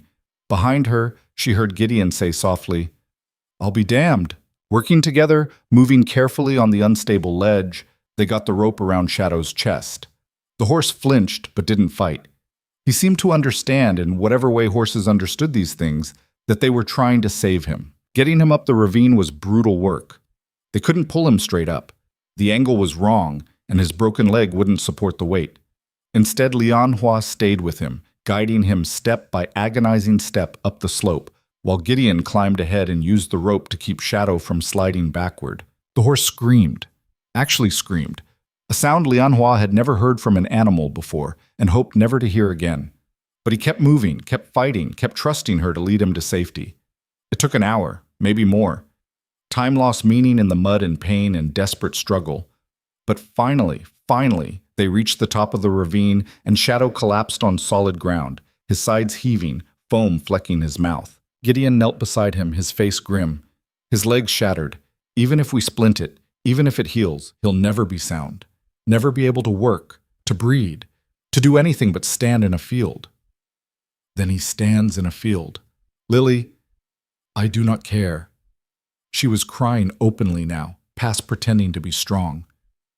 I do not care if he is broken. He is alive. That is enough. Gideon looked at her for a long moment. Then he stood and walked to his horse, pulled out a rifle from the saddle holster. Lianhua's blood went cold. What are you doing? What needs to be done? He's suffering. No, please, give him a chance. A chance to what? Live in pain for the rest of his life? A chance to heal, to rest, to be more than what people expect him to be. She moved between Gideon and Shadow, her small frame no real barrier, but all she had. Please, if you ever trusted me, trust me now. Gideon's finger rested on the trigger. His face was carved from stone, unreadable. Behind Lianhua, Shadow's breathing was labored and wet. Then, slowly, Gideon lowered the rifle. You splint that leg, he said, his voice rough. You take care of him, keep him comfortable, but if he's in too much pain, if there's no quality of life for him, you let me know. And we end it humanely. That's the deal. That is the deal, Lianhua agreed. They rigged a travois using branches and rope, and somehow, she'd never know how they managed it, they got Shadow onto it. The horse was barely conscious now, shock and exhaustion taking him under. They dragged him back to the ranch like wounded soldiers bringing home a fallen comrade. The hands stared as they came into the yard. Rosa covered her mouth with both hands. And Rourke, standing by the bunkhouse, watched with a face like thunder. Lianhua didn't care. She was covered in mud and blood, her hands screaming where the bandages had torn open, her whole body shaking with exhaustion and relief. But Shadow was alive. They got him into a clean stall in the stable. Lianhua splinted his leg the way she'd splinted Billy's, working with hands that barely functioned anymore. Gideon helped without comment, his movements efficient and sure. When it was done, Shadow lay in fresh straw, his breathing steadier, his eyes closed. Lianhua sat beside him and finally let herself collapse. You did good, Gideon said quietly. He did good. He trusted me when he had every reason not to. Yeah. Gideon stood, stretched his back with a wince. I need to go check on the men, see how the storm cleanup's going. You stay with him. And Lily? Yes? What you said earlier about being more than what people expect. He paused in the stable doorway. You already are. Then he was gone, and Lianhua was alone with the horse she'd saved and the dangerous hope blooming in her chest that maybe, just maybe, she'd found a place where she could finally stop running. Shadow didn't die that night, but he came close. Lianhua sat with him in the stable, watching his labored breathing, listening to the small sounds of pain he made in his sleep. Rosa brought her food she didn't eat and coffee she barely touched. Miguel came by twice to check the splint, his weathered face grave. The leg. It is very bad, he said the second time, kneeling in the straw beside the horse. Even if it heals, he may never walk right again. I know, Mr. Hollister. He would understand if you... I will not give up on him. Miguel nodded slowly. Then you will need help. Caring for an injured horse is not easy work. He will need to be turned every few hours, or he will get sores. He will need water, food brought to him, medicine for the pain. I will do it. You cannot do it alone. You will kill yourself trying. But Lianhua was barely listening. Her whole focus was on Shadow, on the rise and fall of his chest, on keeping him alive through sheer force of will. By dawn, her eyes burned with exhaustion, and her body felt like it belonged to someone else. She dozed off, sitting up a few times, always jerking awake with the panicked certainty that Shadow had stopped breathing. But he was still there, still fighting. When Gideon came to check on them, the sun was just cresting the horizon, painting the stable in shades of gold and amber. You been here all night? He asked. Yes. That's not sustainable, Lily. You need sleep. Later. He crouched down beside her, studying her face in the early morning light. When was the last time you slept more than a couple hours? She had to think about it. I do not remember. That's what I thought. He stood, brushed straw from his pants. Carson's going to sit with the horse for a few hours. You're going to bed. But that's not a request. You work for me now, which means you follow my orders, and I'm ordering you to sleep before you collapse. Lianhua wanted to argue, but the truth was she could barely keep her eyes open.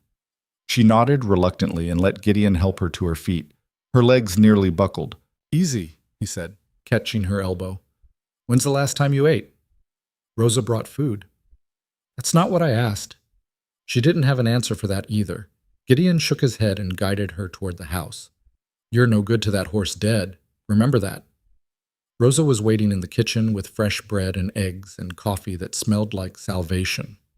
Lianhua ate mechanically, her body going through the motions while her mind stayed in the stable with Shadow.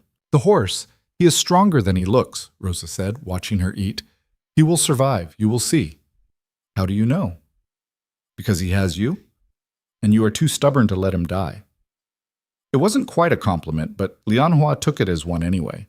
She slept for 4 hours in her small room, a deep, dreamless sleep that her body demanded. When she woke, the sun was high and the house was quiet. For a moment, she couldn't remember where she was or why every muscle in her body hurt. Then it all came rushing back, the ravine, the rescue, Shadow's broken leg. She was out of bed and pulling on her boots before she was fully awake. Carson was still in the stable when she got there, sitting on an overturned bucket and whittling a piece of wood. He looked up when she came in, a smile crossing his sunburned face. Well, look who's vertical. Was starting to think you'd sleep till next week. How is he? About the same. Drank some water an hour ago, which Miguel says is good. Hasn't tried to stand, but that's probably for the best with that leg. Lianhua knelt beside Shadow and placed her hand on his neck. His skin was warm, his pulse steady. He opened one eye and looked at her, and she could have sworn she saw recognition there. I am back, she murmured, like I promised. Carson stood and stretched. Well, I got fence duty calling. You need anything, holler. Thank you for sitting with him. Hell wasn't just for him. Boss said if I didn't watch the horse, he'd have me mucking stalls for a month. But Carson's grin suggested he didn't mind either way. The next few days passed in a haze of exhaustion and small victories. Shadow's fever broke on the second day. On the third, he ate a little grain. On the fourth, he let Lianhua rewrap his splint without fighting her. The ranch hands rotated through helping her, Carson and Miguel most often, but others too. Even some of the men who'd been openly hostile when she first arrived started treating her differently. Word had spread about how she'd saved Billy, how she'd risked her life to bring Shadow back from the ravine. Respect, grudging though it might be, had started to replace contempt. But not from everyone. Work avoided her now, which should have been a relief but instead felt like a warning. She'd catch him watching her sometimes, his expression calculating, and the skin on the back of her neck would prickle with unease. He is planning something, she told Miguel one afternoon while they were cleaning Shadow's stall. The older man didn't ask who she meant. Yes, probably. Men like Rourke, they do not forget when someone makes them look small. What should I do? Be careful. Watch your back. And do not give him anything to use against you. It was good advice, but hard to follow. Lianhua spent most of her waking hours with Shadow, which meant she was often alone in the stable, vulnerable.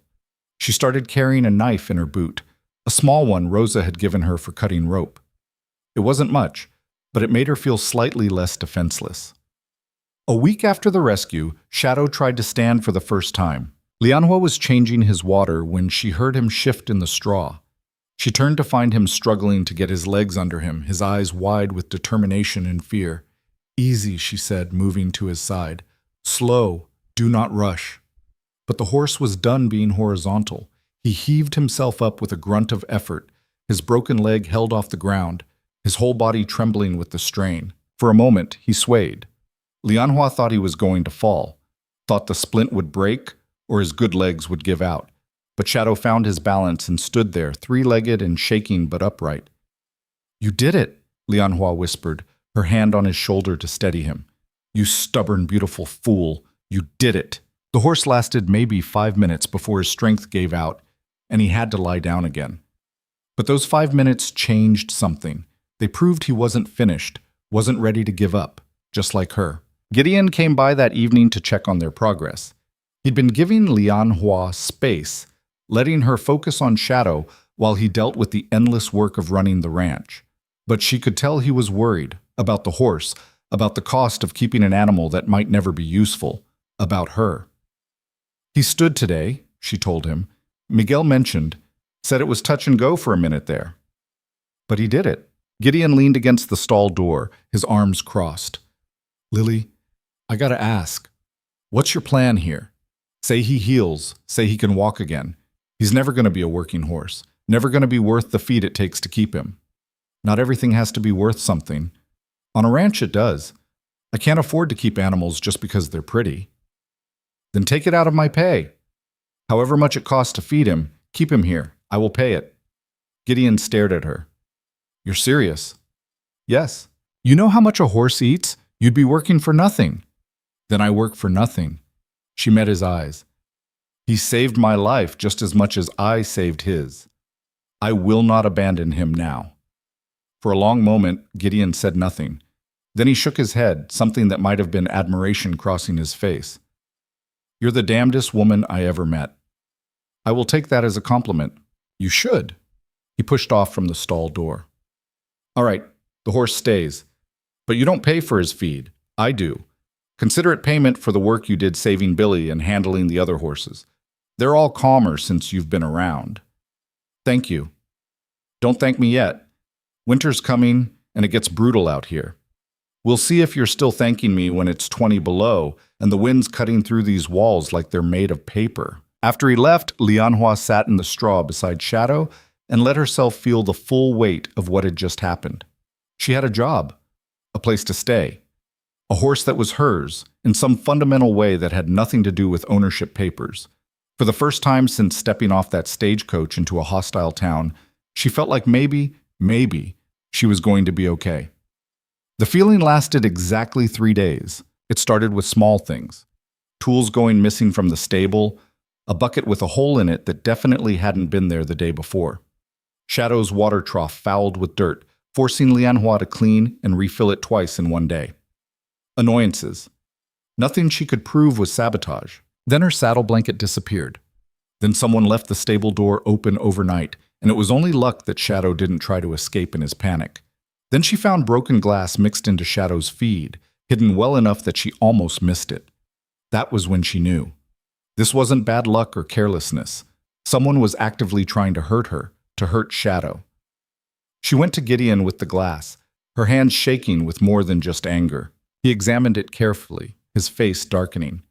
Where'd you find this? In Shadow's grain bucket. Someone put it there. You sure?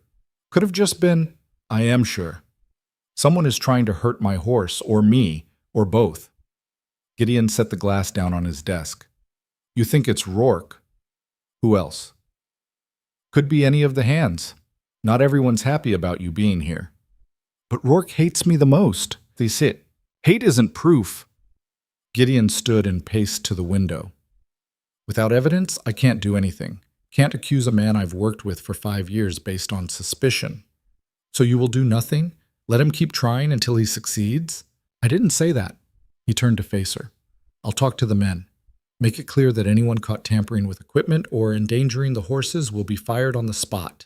But Lily, you need to be more careful. Keep Shadow's stall locked. Check his feed before you give it to him. Don't go anywhere alone if you can help it.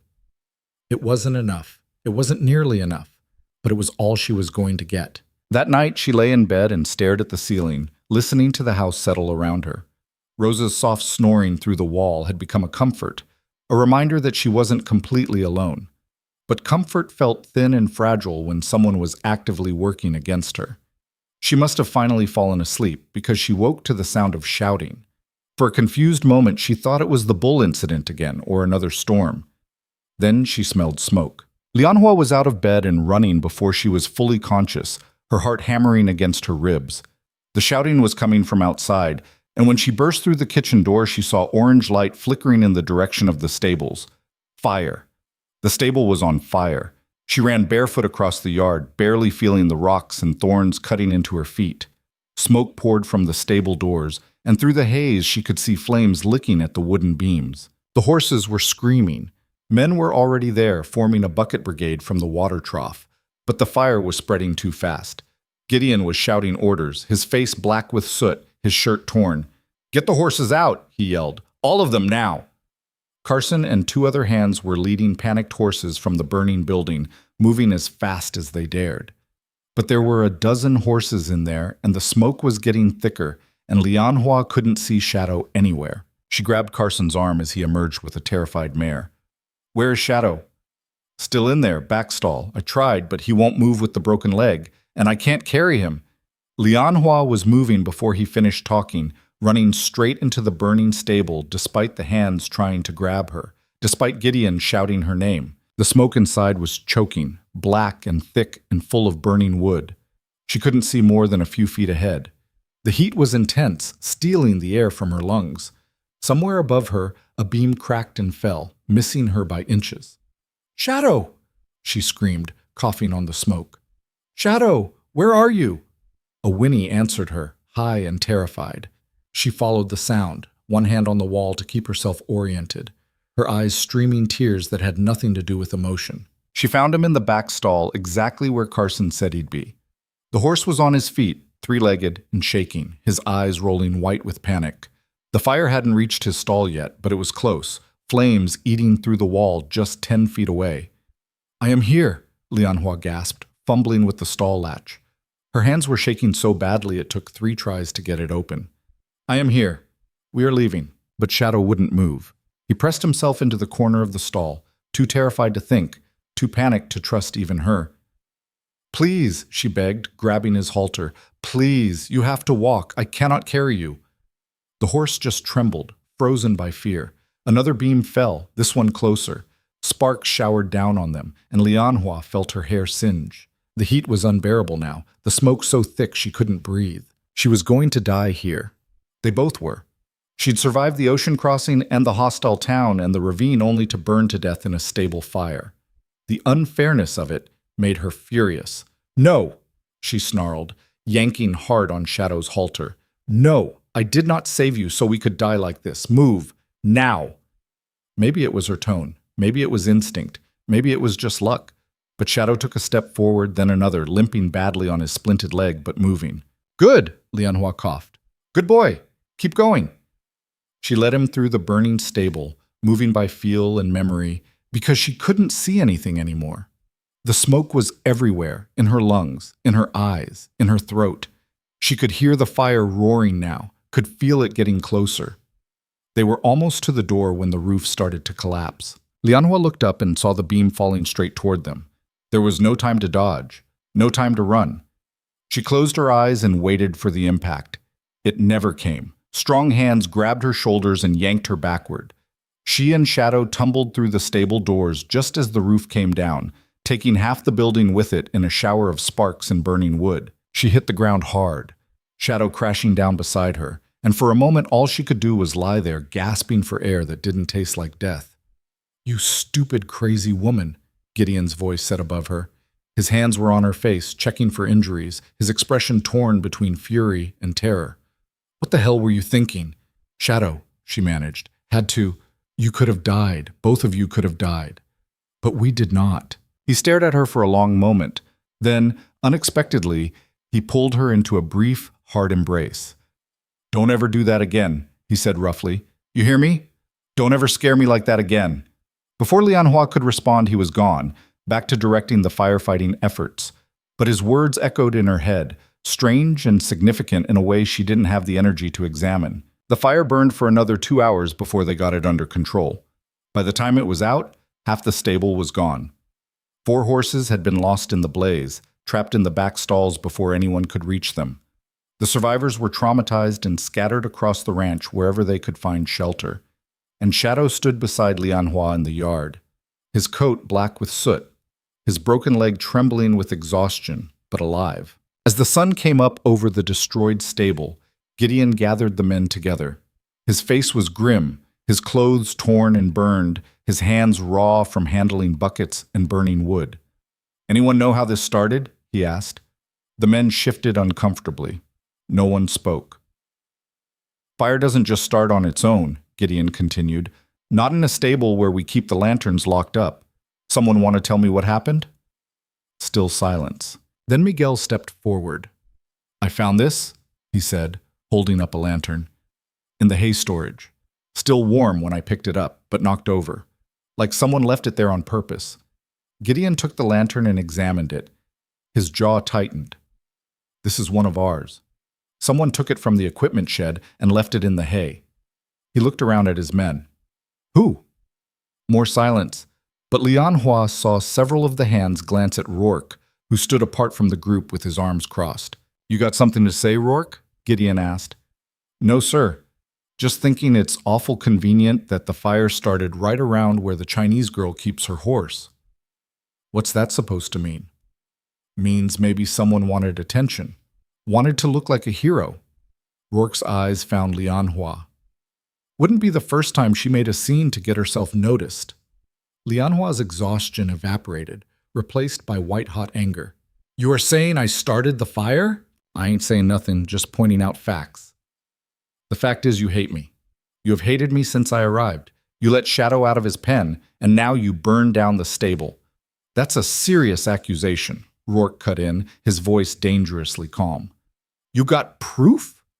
She didn't. She had nothing but instinct and certainty and the memory of his face when she'd saved Billy. Enough, Gideon said. His voice cut through the tension like a blade. Rourke, where were you when the fire started? In the bunkhouse. Sleeping. Ask any of the men. Several hands nodded confirmation, and Lianhua's heart sank. Of course he had an alibi. Of course he'd been smart enough to cover himself. Gideon looked between Rourke and Lianhua, his expression unreadable. All right, here's what's going to happen. I'm going to investigate this properly. Talk to everyone. Figure out how that lantern ended up in the hay. And until I know what happened, I don't want to hear any more accusations from anybody. Understood? Yes, sir, Rourke said. Lianhua said nothing. She was too angry to trust her voice. Good. Now get cleaned up and get some rest. We got a lot of rebuilding to do, and I need everyone sharp. Gideon's eyes found Lianhua. You. Come with me. She followed him to his office, her bare feet leaving bloody prints on the floor. She hadn't realized how badly cut up they were until now, but the pain felt distant, unimportant. Gideon closed the door and leaned against his desk. You think Rourke started that fire? I know he did. But you can't prove it. No. And he's got half a dozen men saying he was in the bunkhouse all night. Then he paid someone to do it for him. Lianhua's hands balled into fists. I know what I know. He wants me gone. He will do anything to make that happen. Maybe. Probably. But without proof, I can't fire him. Hell, I can't even discipline him. All I got is your suspicion and his alibi. So he wins. Gideon exhaled slowly. No, he doesn't win. Because you're still here, and that horse is still alive, and I'm going to be watching Rourke like a hawk from now on. He makes one wrong move, gives me one shred of evidence, and he's done. He paused. But Lily, you need to understand something. This ranch is my life. These men, this land, it's all I got. I can't afford to lose good workers based on hunches. Even if those hunches are right, even then. The unfairness of it choked her. She'd nearly died saving her horse from a fire Rourke had probably set, and Gideon was telling her there was nothing he could do. I see, she said quietly. Do you? Because I don't think you do. Gideon moved closer, his voice intense. I'm trying to keep you safe, but I'm also trying to keep this ranch running. Those two things don't always line up neat and pretty. You're protecting him. I'm protecting everyone, including you, whether you believe it or not. Lianhua turned to leave, but Gideon caught her arm. Wait, let Rosa look at your feet, and take the day off. You've earned it. I do not want the day off. I want justice. Yeah, well, sometimes we don't get what we want. We get what we can live with. He released her arm. Go, rest, we'll figure this out. But as Lianhua limped back to the house, Shadow trailing behind her like a three-legged shadow, she knew the truth. Gideon wasn't going to figure anything out. He was going to let this slide, just like he'd let everything else slide, because keeping the peace was more important than protecting her. She was on her own. Rosa cleaned and bandaged her feet, clucking her tongue over the damage. You should not have run into that fire. I had no choice. There is always a choice. You chose the horse over your own life. Would you choose differently? Rosa paused, considering. No, probably not. But I am old and foolish. You're young. You should be smarter. Being smart has not helped me much so far. The older woman smiled sadly. No, I suppose it has not. Lianhua spent the rest of the day helping where she could, despite Gideon's orders to rest. The ranch was in chaos. Horses scattered, the stable destroyed, everyone jumpy and exhausted. They set up temporary shelters for the surviving horses, moving them into empty storage buildings and under lean-tos. Shadow stayed close to Lianhua, as if afraid to let her out of his sight.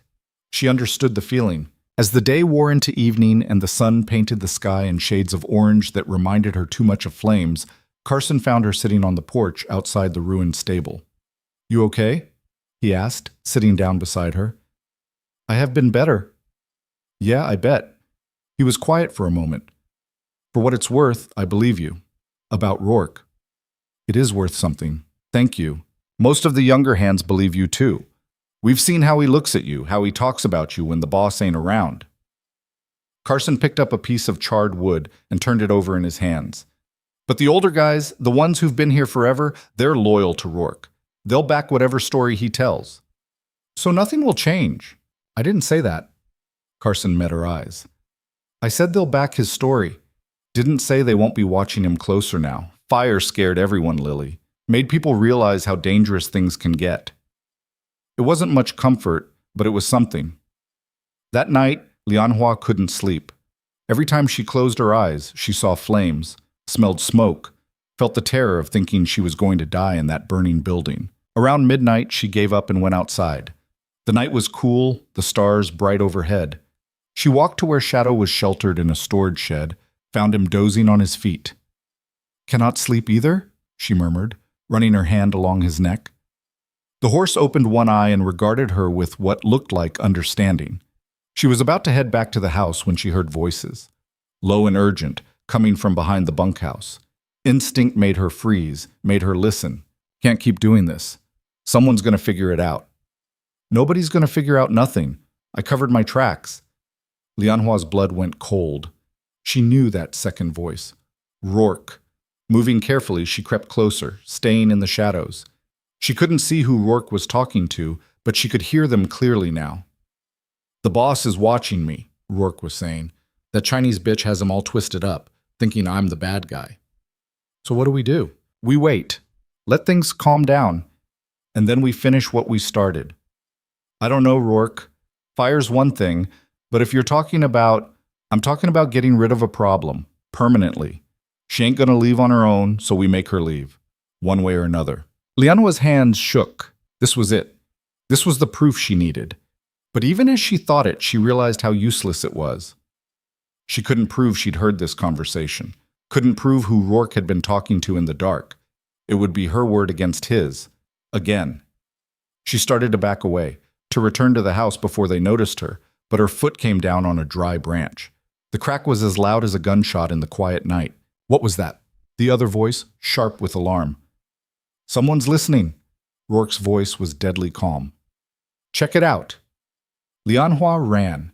She didn't think, didn't plan, just ran blindly through the dark ranch yard. Behind her, she heard footsteps, heard someone curse as they chased her. She headed for the house, for safety, for witnesses. But she was still 20 yards away when someone grabbed her from behind, a hand clamping over her mouth before she could scream. "Gotcha," a voice breathed in her ear. Not Rourke. One of the other hands. She fought, kicking and thrashing, but he was bigger and stronger, and he dragged her backward toward the darkness beyond the buildings. Then a voice cut through the night like a whip. "Let her go!" Gideon Hollister stood in the doorway of the main house, a rifle in his hands. Even in the darkness, Lianhua could see the fury on his face. The hand holding her froze. "Boss, I said let her go. Now." The grip on Lianhua loosened, and she stumbled forward.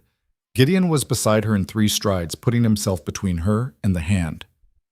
"Get back to the bunkhouse," Gideon said quietly. "All of you." "Boss, she was spying." "I don't care what she was doing. You put your hands on her again, and I'll break both your arms. Now move." The hand retreated, melting into the shadows. But Lianhua could feel eyes watching from the darkness. Rourke was still out there, still listening. Gideon's hand found her elbow, steadying her. "You hurt?"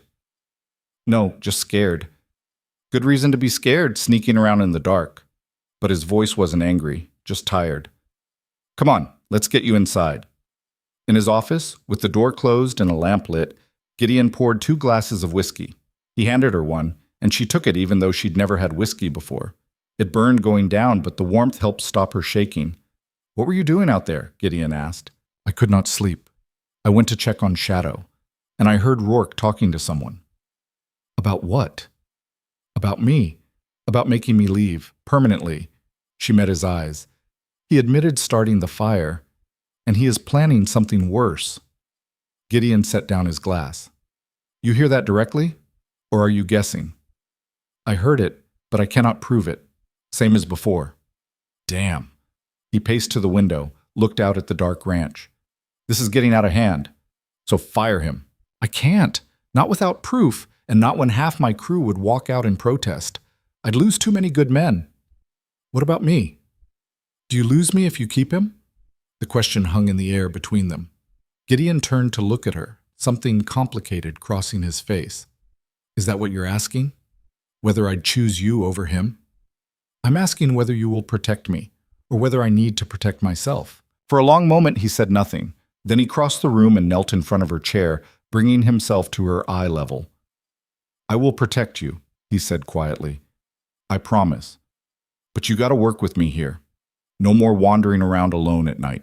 No more taking stupid risks. You stay close to the house, you stay around people, and you let me handle Rourke. How? You said you cannot fire him. I'll find a way, but I need time. His hand found hers, his grip warm and solid. Can you give me that?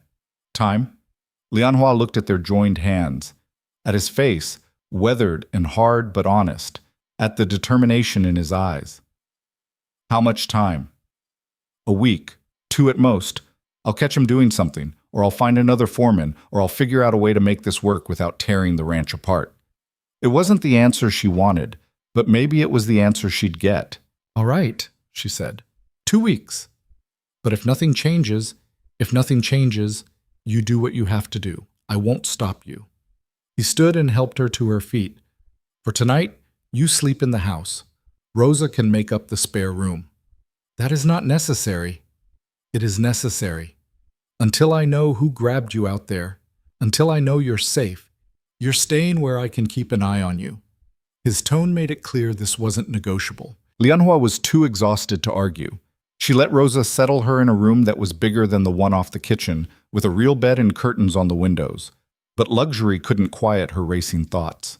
Rourke was planning something worse than sabotage or fire. And Gideon was asking her to wait, to trust him to handle it. She wanted to trust him, wanted to believe he'd keep her safe, but trust, she was learning, was a dangerous thing to give too freely. The 2 weeks Gideon asked for turned into 3 days of unbearable tension.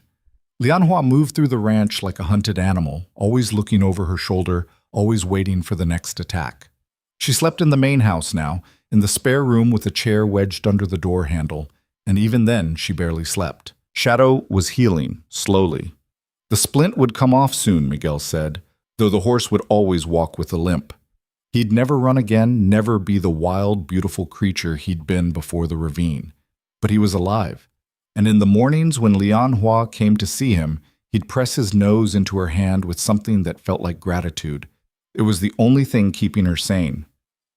On the 3rd night, Rourke made his move. Lianhua woke to the smell of smoke again. For a horrible moment, she thought she was dreaming, reliving the stable fire in her sleep. But the smell was real, and when she stumbled to the window, she saw flames dancing in the darkness. Not the stable this time. The storage shed where Shadow was sheltered. She was running before she was fully awake, barefoot again, her nightdress streaming behind her. She could hear men shouting, could see figures moving in the firelight, but all she cared about was the horse. The shed's door was blocked. Someone had wedged a beam across it from the outside, trapping Shadow inside. Through the gaps in the wood, she could see him thrashing, could hear his terrified screams. "No!" she sobbed, clawing at the beam. "No, no, no!" Hands grabbed her shoulders, tried to pull her back. "It's too late," someone was saying. "Lily, it's too late. The whole thing's gonna collapse." She threw off the hands and heaved at the beam with strength born of pure desperation. It didn't budge. The fire was spreading faster now, eating through the dry wood, and Shadow's screams were getting worse. Then Gideon was there, and Miguel, and together the 3 of them lifted the beam and threw it aside. Lianhua yanked the door open and smoke poured out, thick and choking. Shadow burst through it like a demon, his eyes rolling white, foam flying from his mouth. His broken leg had healed enough that he could put weight on it, and he used that newfound mobility to bolt straight across the yard, limping badly but moving. He headed for the open range, for freedom, for anywhere that wasn't fire and death. "Shadow!" Lianhua screamed, but the horse was beyond hearing, beyond reason. She started to chase him, but Gideon caught her arm. "Let him go. We need to put out this fire before it spreads." "I cannot let him go. He will hurt himself. Better hurt than dead. And that's what you'll both be if this fire reaches the hay storage." Gideon's face was grim in the firelight. "Help us now. Find your horse later." It went against every instinct, but Lianhua knew he was right. She grabbed a bucket and joined the line of men fighting the flames. It took an hour to get it under control. An hour of back-breaking work and smoke-filled lungs, and the terrible knowledge that Shadow was out there somewhere in the darkness, alone and afraid. When the last ember was finally stamped out, Gideon turned to face his assembled men. His face was black with soot, his voice rough from smoke, but his eyes were hard as iron. "All right," he said quietly. "Which one of you did this?" Silence. The men shifted uncomfortably, looking at each other, at the ground, anywhere but at their boss. "I'm not asking again. This is the second fire in a week, the second time someone's tried to kill that horse, and I'm done pretending this is an accident." Gideon's hand moved to the pistol at his belt. "So I'll ask one more time. Who?" More silence. Then Carson stepped forward, his young face pale but determined. "I saw Rourke heading toward the shed about 20 minutes before the fire started. Thought he was just checking on things, but..." He trailed off, looking at the foreman. Rourke's face didn't change. "I was checking on things, making sure the horses were settled for the night. That's my job." "Your job isn't setting fires," Gideon said. "I didn't set any fire. You got no proof I did. I got a witness who saw you near the shed right before it went up. Being near a place isn't a crime. Hell, half these men were near the shed at some point tonight." Rourke crossed his arms. "You want to fire me, but don't pretend it's about evidence. We all know this is about her." He pointed at Lianhua, and every eye turned to her. "She shows up out of nowhere," Rourke continued, his voice gaining strength. "Causes nothing but trouble since day one. Horses get hurt, buildings burn down, men are at each other's throats. And now you're ready to throw away your best foreman because some Chinese woman's got you twisted around her little finger." "Watch your mouth," Gideon said, his voice dangerous. "Or what? You'll shoot me? In front of all these witnesses?" Rourke smiled, and it was ugly. "You're soft, boss. Your wife dying made you soft, and now this girl's taking advantage of it." Gideon's fist connected with Rourke's jaw before anyone could blink. The foreman went down hard, blood spraying from his split lip. He lay there for a moment, then started laughing. "There it is," he said, spitting blood into the dirt. "There's the proof everyone needs. Boss has gone sweet on the Chinese girl, and anyone who says different gets a beating." "Get up," Gideon said. "Why? So you can hit me again? Get up, pack your things, and get off my ranch. You're fired." The words hung in the air like a gunshot. Several of the men gasped. Others exchanged glances, calculating what this meant for them. Rourke got to his feet slowly, wiping blood from his mouth. "You're making a mistake. The mistake was keeping you on this long. Half these men will walk out with me. You know that, right? You fire me, you lose your crew. Then they can walk." Gideon turned to face the assembled hands. "Anyone who wants to leave with Rourke, go ahead. I won't stop you. But anyone who stays works for me, follows my orders, and treats everyone on this ranch with respect, including Lily." For a long moment, no one moved. Then one of the older hands stepped forward. "I'll stay, boss. Rourke's been trouble for a while now. Someone just needed the guts to say it." Another man nodded. "Me too. I got no problem with the girl." One by one, the men declared their loyalty. Not all of them. 3 hands moved to stand with Rourke, their faces hard with resentment. But most stayed with Gideon. Rourke's smile faded. "You'll regret this." "Only thing I regret is not doing it sooner. Now get out of my sight before I forget I'm a civilized man." The foreman and his allies left, their footsteps fading into the darkness. The remaining hands dispersed quietly, heading back to the bunkhouse or to check on the horses or to stand guard in case Rourke tried something else. Lianhua stood in the middle of it all, her nightdress filthy with soot and ash, her bare feet bleeding again, and tried to process what had just happened. Gideon had fired his foreman, had chosen her over a man he'd worked with for years. had risked losing his entire crew to protect her. "Thank you," she said, but her voice came out barely a whisper. Gideon turned to her. In the fading firelight, his face looked older, harder. "Don't thank me yet. We still need to find your horse." Shadow had headed east, following some instinct that pulled him toward the open range. Lianhua saddled the gentle mare she'd ridden before and set out before dawn, ignoring Gideon's protest that she should wait for daylight. "I cannot wait. He is hurt and alone and terrified. Every minute I wait is another minute something could happen to him." "Then I'm coming with you. You have a ranch to run." "Ranch can wait an hour. Let's go." They rode in silence through the pre-dawn darkness, following Shadow's trail by the light of a lantern. The horse had been moving fast despite his bad leg, driven by panic. His tracks led them across pastures and through a dry creek bed and finally to a place where the land dropped away into a series of ravines and gullies. Not the same ravine where Shadow had been trapped before, but close enough to make Lianhua's stomach twist with fear. "We should wait for more light," Gideon said, pulling up his horse. "Going down there in the dark is suicide." "Then I go alone." "Like hell you do." They stared at each other, two stubborn people who'd both lost too much to back down now. Finally, Gideon sighed and dismounted. "We walk from here. Horses can't navigate this terrain in the dark." He handed her the lantern. "You lead. But if I say we stop, we stop. Deal?" "Deal." They found Shadow at the bottom of a narrow gully, trapped between steep rock walls thick with brush.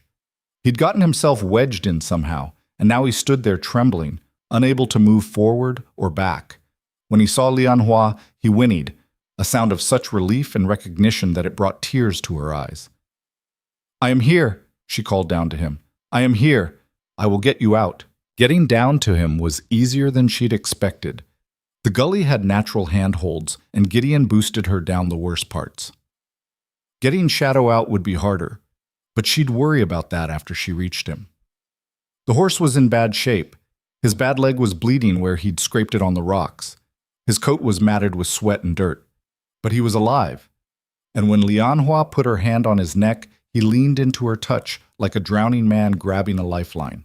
"You keep running away," she murmured, "and I keep coming after you. We are quite the pair." "How's he look?" Gideon called from above. "Scared, hurt, but nothing broken, I think. Can you calm him enough to lead him out?" "I can try." It took time and patience and a lot of gentle coaxing, but eventually Shadow let Lianhua guide him backward out of the tight space he'd wedged himself into.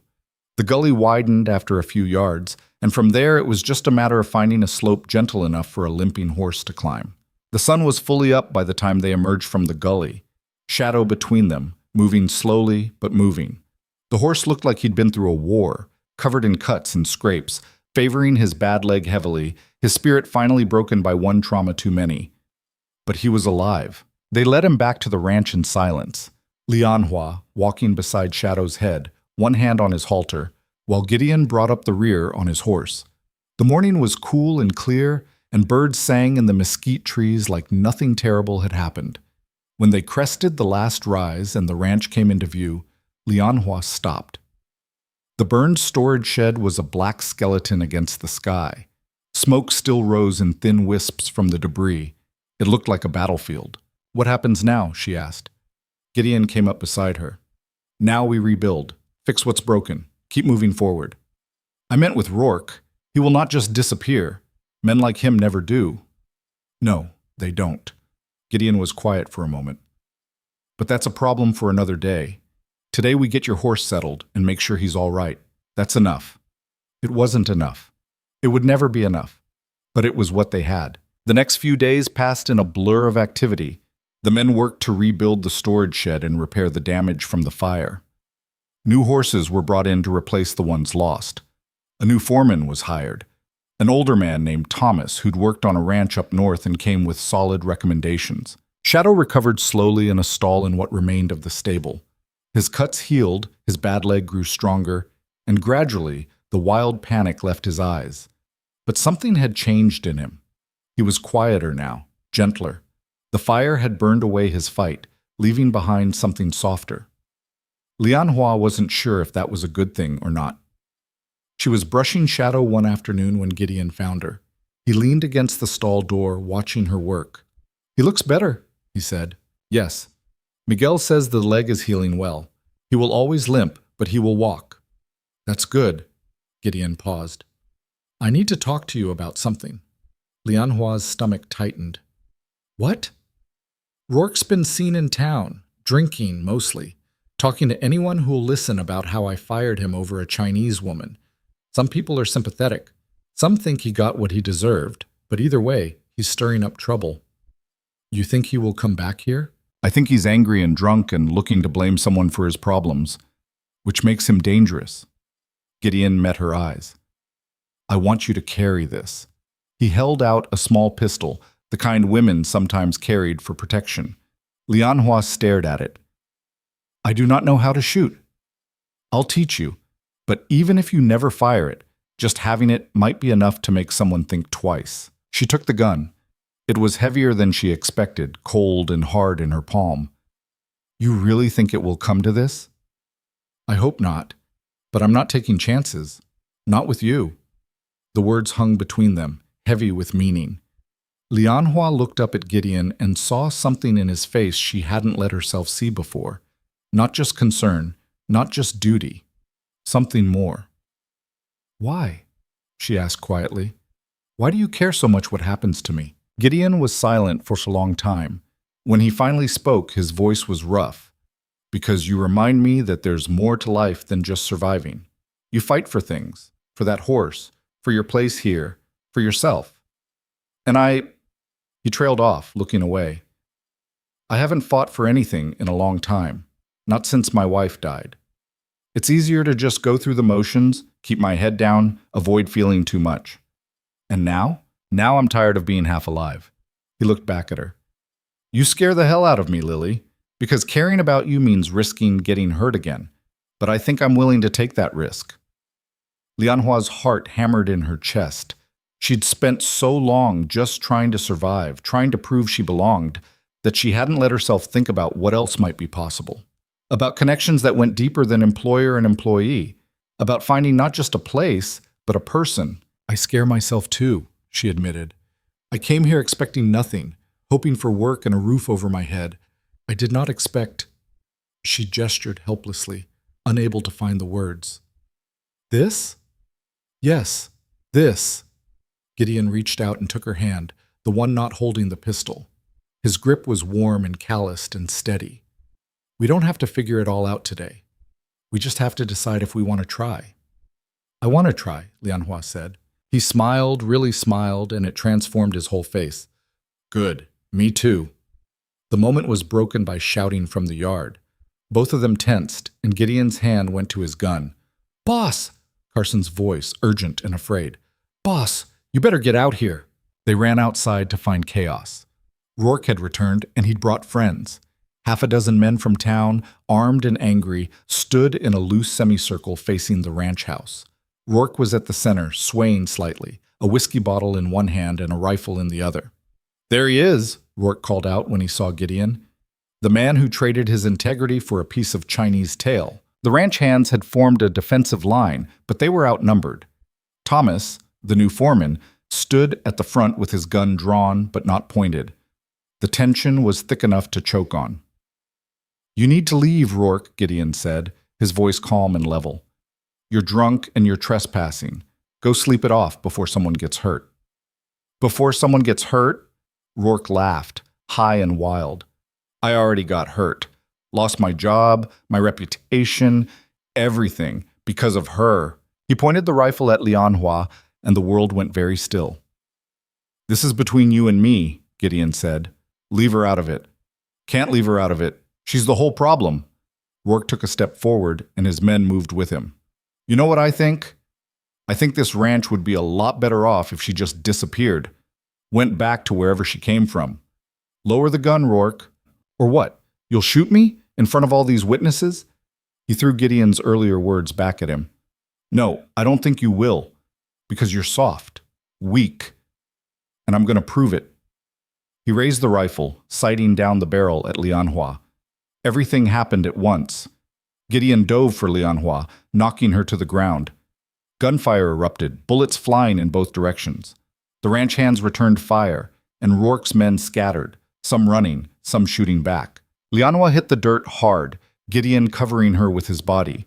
She could feel his heart racing against her back, could smell gunpowder and dust and fear.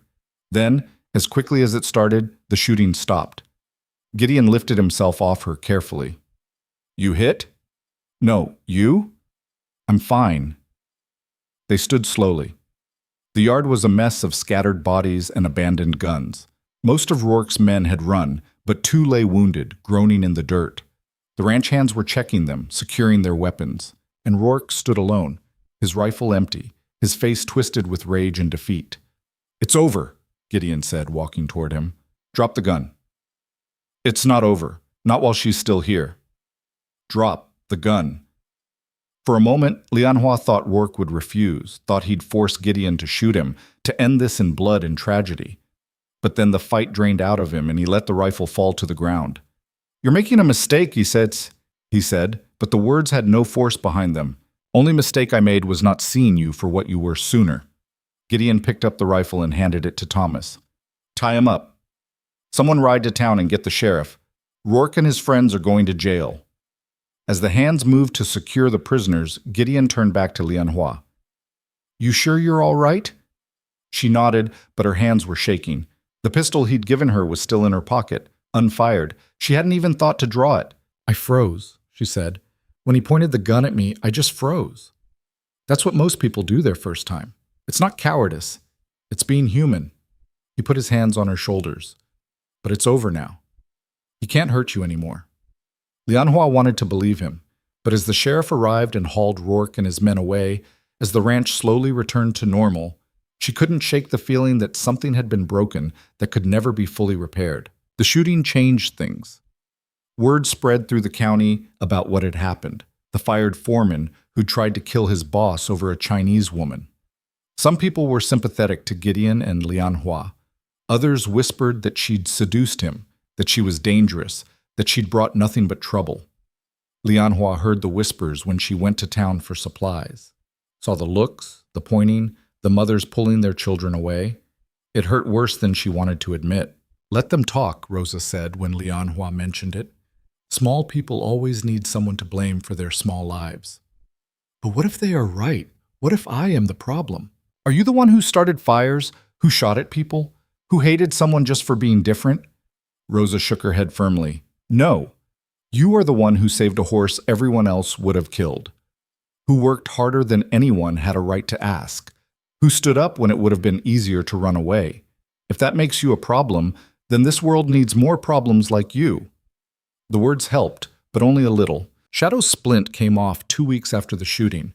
Miguel unwrapped it carefully while Lianhua held the horse's head, murmuring reassurances.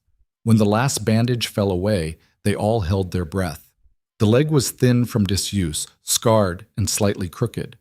But when Shadow took his first tentative step, the leg held. He limped badly, worse than they'd hoped, but he could walk. "He will never run again," Miguel said. "Never be fast or strong like before. But he will live. He will walk and graze and be a horse." Lianhua pressed her face against Shadow's neck and cried. She'd held it together through everything, the fires, the shooting, the hatred. But this broke her. Because Shadow was like her. Damaged, limping, forever changed by what they'd survived. But alive. Still here, still fighting. Gideon found her in the stable an hour later, still standing with Shadow, both of them just existing together in the quiet. "I've been thinking," he said. "About what?" "About us. About this ranch. About the futures." He leaned against the stall door. "I know this hasn't been easy for you. Know that staying here means dealing with people who'll never accept you, who'll always see you as an outsider." Lianhua's heart sank. This was it. He was going to tell her she should leave, that it wasn't working, that she'd caused too much trouble. But then he said, "So I want to make it official. I want to offer you a partnership." She turned to stare at him. "What?" "A partnership in the ranch. You'd own part of it, have a say in how it's run. It wouldn't be much at first, maybe 10%, but it would grow.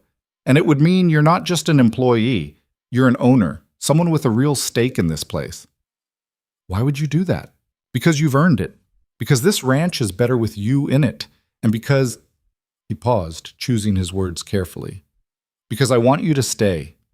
Not because you have nowhere else to go, but because you want to be here. With me. Lianhua felt tears threaten again. I do not deserve this. That's where you're wrong. You deserve this, and more. Gideon stepped into the stall, close enough that she could see the sincerity in his eyes. You came here with nothing and turned it into something. You saved a horse everyone said wasn't worth saving. You faced down fire and hatred and guns, and you're still standing. If that's not deserving, I don't know what is. People will talk even more if I own part of the ranch. Let them talk. I stopped caring what people think the day I decided you were worth fighting for. Lianhua looked at Shadow, at his crooked leg and scarred hide, at the way he stood quietly beside her despite everything he'd been through. Then she looked at Gideon, at his weathered face and steady eyes, at the life he was offering her. A life that wasn't perfect. That would be hard and full of struggle, but a life that was hers. Yes, she said, I accept. Gideon's face broke into a smile. Yeah? Yes. He pulled her into his arms and she let him, pressing her face against his chest and breathing in the smell of leather and horse and something essentially him. Behind them, Shadow snorted softly, like he approved. The partnership papers were drawn up by a lawyer in town who looked at Lianhua like she was something stuck to his shoe but took Gideon's money anyway. When she signed her name, Lianhua Wei, in careful English letters, she felt something shift inside her. She wasn't just surviving anymore. She was building something, creating a future. The ranch prospered over the following months. With Rourke gone and Thomas running things with a fair hand, the men worked harder and complained less. Lianhua took on more responsibility with the horses, and word spread that the Hollister ranch had someone who could gentle even the wildest animals. People started bringing their problem horses to her. Horses that kicked, that bit, that wouldn't let anyone near them, and slowly, patiently, Lianhua worked with them. Not all of them changed, some were too damaged, too far gone, but enough did that her reputation grew. The Chinese woman who could talk to horses, the outsider who'd become essential. Shadow never regained his wild spirit, but he became something else. A steady, gentle presence who followed Lianhua like a shadow, hence the name she'd given him. He couldn't work, couldn't run, but he lived in a pasture near the house and grew fat and lazy and content. Sometimes Lianhua would stand at the fence and watch him graze, and she'd think about how far they'd both come. About the girl who'd stepped off a stagecoach with nothing but a trunk and a dream of survival. About the horse who'd been too wild to live. Both of them broken. Both of them healed. Both of them changed forever by what they'd survived. Winter came, brutal and cold like Gideon had warned. The wind cut through the ranch like knives, and snow piled up in drifts that buried fences. But the rebuilt stable held, and the horses stayed warm, and Lianhua discovered that she didn't mind the cold as much as she'd feared, because she had a warm bed and food in her belly, and people who cared whether she lived or died. She had work that mattered, and a partnership that gave her security. She had Rosa's friendship, and Miguel's respect, and Carson's easy humor. And she had Gideon. They didn't rush into anything, didn't make grand declarations or dramatic gestures. They just existed together, learning each other slowly, building trust the way Lianhua built trust with horses, one small moment at a time. He taught her to shoot, and she turned out to be a better shot than either of them expected. She taught him words in Cantonese, laughing at his terrible pronunciation. They worked side by side during the day and sat together on the porch in the evenings, watching the sun set over land they both now owned. It wasn't perfect. There were still people in town who refused to serve her, who crossed the street when they saw her coming. There were still whispers and slurs and moments of casual cruelty that cut deep, but there were also moments of unexpected kindness. The shopkeeper who started setting aside fabric he thought she'd like. The mother who asked Lianhua to teach her daughter about horses. The preacher who nodded to her on the street, a small gesture of acknowledgement that meant more than he knew. Slowly, grudgingly, Redemption was learning that Lianhua Wei wasn't going anywhere. Spring came eventually, melting the snow and turning the brown landscape green. The ranch exploded with new life, foals being born, cattle calving, everything growing and thriving. Lianhua stood in the pasture one April morning, Shadow grazing nearby, and watched the sun rise over land that was partly hers. The promise she'd made to herself that first night in Mrs. Pritchard's boarding house echoed in her mind. She would not leave Redemption, not because anyone wanted her to stay, but because she refused to let them win. She'd kept that promise, but somewhere along the way, it had transformed into something else. She didn't stay out of stubbornness anymore. She stayed because this was home, because these people, rough and flawed as they were, had become her family. Because this land, harsh and unforgiving as it could be, had become hers. "You thinking deep thoughts again?" Gideon's voice came from behind her. She turned to find him walking across the pasture, 2 tin cups of coffee in his hands.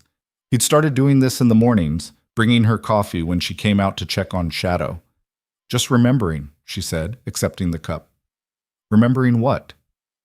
"The person I was when I arrived here. How scared I was. How certain I was going to fail. And now I am still scared sometimes. Still certain I will fail sometimes. But I am also happy. Is that strange?" "No." Gideon put his arm around her shoulders and she leaned into his warmth. "I think that's just being human. Being alive. The fear and the happiness all mixed together." They stood like that for a while, drinking their coffee and watching Shadow graze. The horse looked up once, saw them together, and went back to his grass. Content. "I've been thinking about something," Gideon said eventually. "What?" "About making this partnership permanent. In more ways than one." Lianhua's heart started to race. "What do you mean?" "I mean," he turned to face her, and she could see nervousness in his eyes. "I mean, I'd like you to marry me. If you're willing. No rush, no pressure. But I wanted you to know that's where my head's at. Marriage. The thing she'd crossed an ocean for. The promise that had died before she could claim it. The thing she'd stopped hoping for because hoping hurt too much." "Yes," she said. Gideon blinked. "Yes? Just like that?" "Just like that." He laughed and pulled her close, and she wrapped her arms around him and held on tight.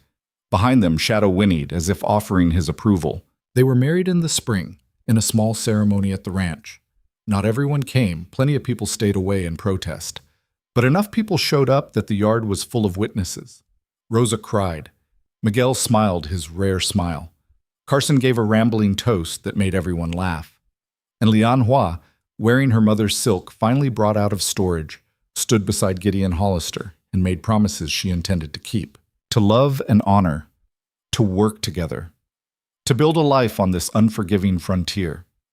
She thought about the girl who'd stepped off the stagecoach into Redemption, Texas, expecting nothing and fearing everything.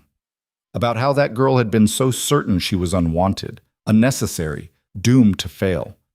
That girl had been wrong, because here she stood, Lianhua Hollister now, co-owner of the biggest ranch in 3 counties, partner to a man who'd chosen her over his own comfort, friend to people who'd learned to see past her differences, savior to a horse everyone else would have killed.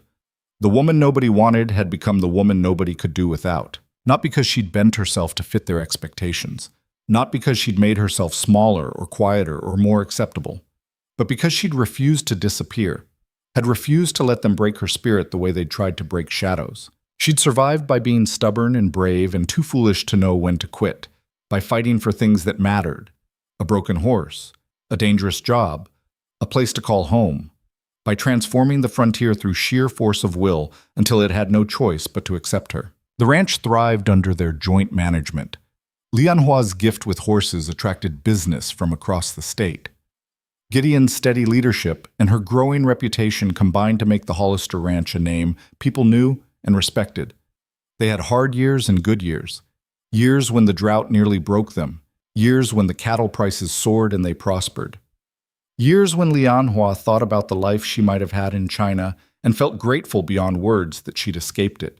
Shadow lived for 10 more years, growing old in his pasture, surrounded by the mares and foals Lianhua trained. He never ran again, never regained his wild spirit, but he seemed content with his gentle life. When he finally died peacefully in his sleep one warm summer night, Lianhua and Gideon buried him on a hill overlooking the ranch. "He saved my life," Lianhua said, standing over the fresh grave. "In more ways than one." "He was lucky to have you," Gideon replied. "No. I was lucky to have him. He taught me that broken things can heal, That being damaged doesn't mean being worthless. That sometimes the things everyone else throws away are the things most worth saving. She'd learned that lesson from a horse, but she'd learned it about herself too. Years later, when people asked Lian Hua how she'd done it, how she'd gone from unwanted outsider to respected rancher, she never had a good answer. Because the truth was messy and complicated and didn't fit into the kind of inspiring story people wanted to hear. She'd succeeded partly through luck, partly through stubbornness, partly because a widower with a grief-hardened heart had seen something in her worth fighting for, partly because a wild horse had needed someone to understand his fear. But mostly, she'd succeeded because she'd refused to accept the story other people tried to write for her. Refused to be the tragic mail-order bride with no future. Refused to be the foreign woman who didn't belong. Refused to be anything less than exactly who she was. Lian Hua Wei, who crossed an ocean for a promise. Lian Hua Wei Hollister, who built a life from nothing. Lian Hua Wei Hollister, who changed the frontier by refusing to let it change her. On warm evenings, she'd stand on the porch of the stone house and look out over land that was hers, at horses grazing in pastures she'd helped build, at a life she'd carved out with bleeding hands and stubborn hope. And she'd think about the question Gideon had asked her that first day, when she'd shown up asking for work she had no business doing. Why come all the way out here when the whole town's made it clear they don't want you? Because I have nowhere else to go, she'd said then. But the real answer, the one she'd discovered over years of struggle and survival and unexpected joy, was simpler. Because I refused to let them win. And she hadn't. She'd won. Not by defeating her enemies or proving the doubters wrong or becoming someone they could accept. She'd won by surviving, by persisting, by building a life so solid and real that eventually the world had no choice but to make room for it. That was the lesson she'd learned on the Texas frontier, the one she'd carry for the rest of her life. You don't change the world by asking permission. You change it by refusing to disappear, by standing your ground even when the ground wants to swallow you whole, by saving the things everyone else has given up on, including yourself. And sometimes, if you're very lucky and very stubborn, the world changes back.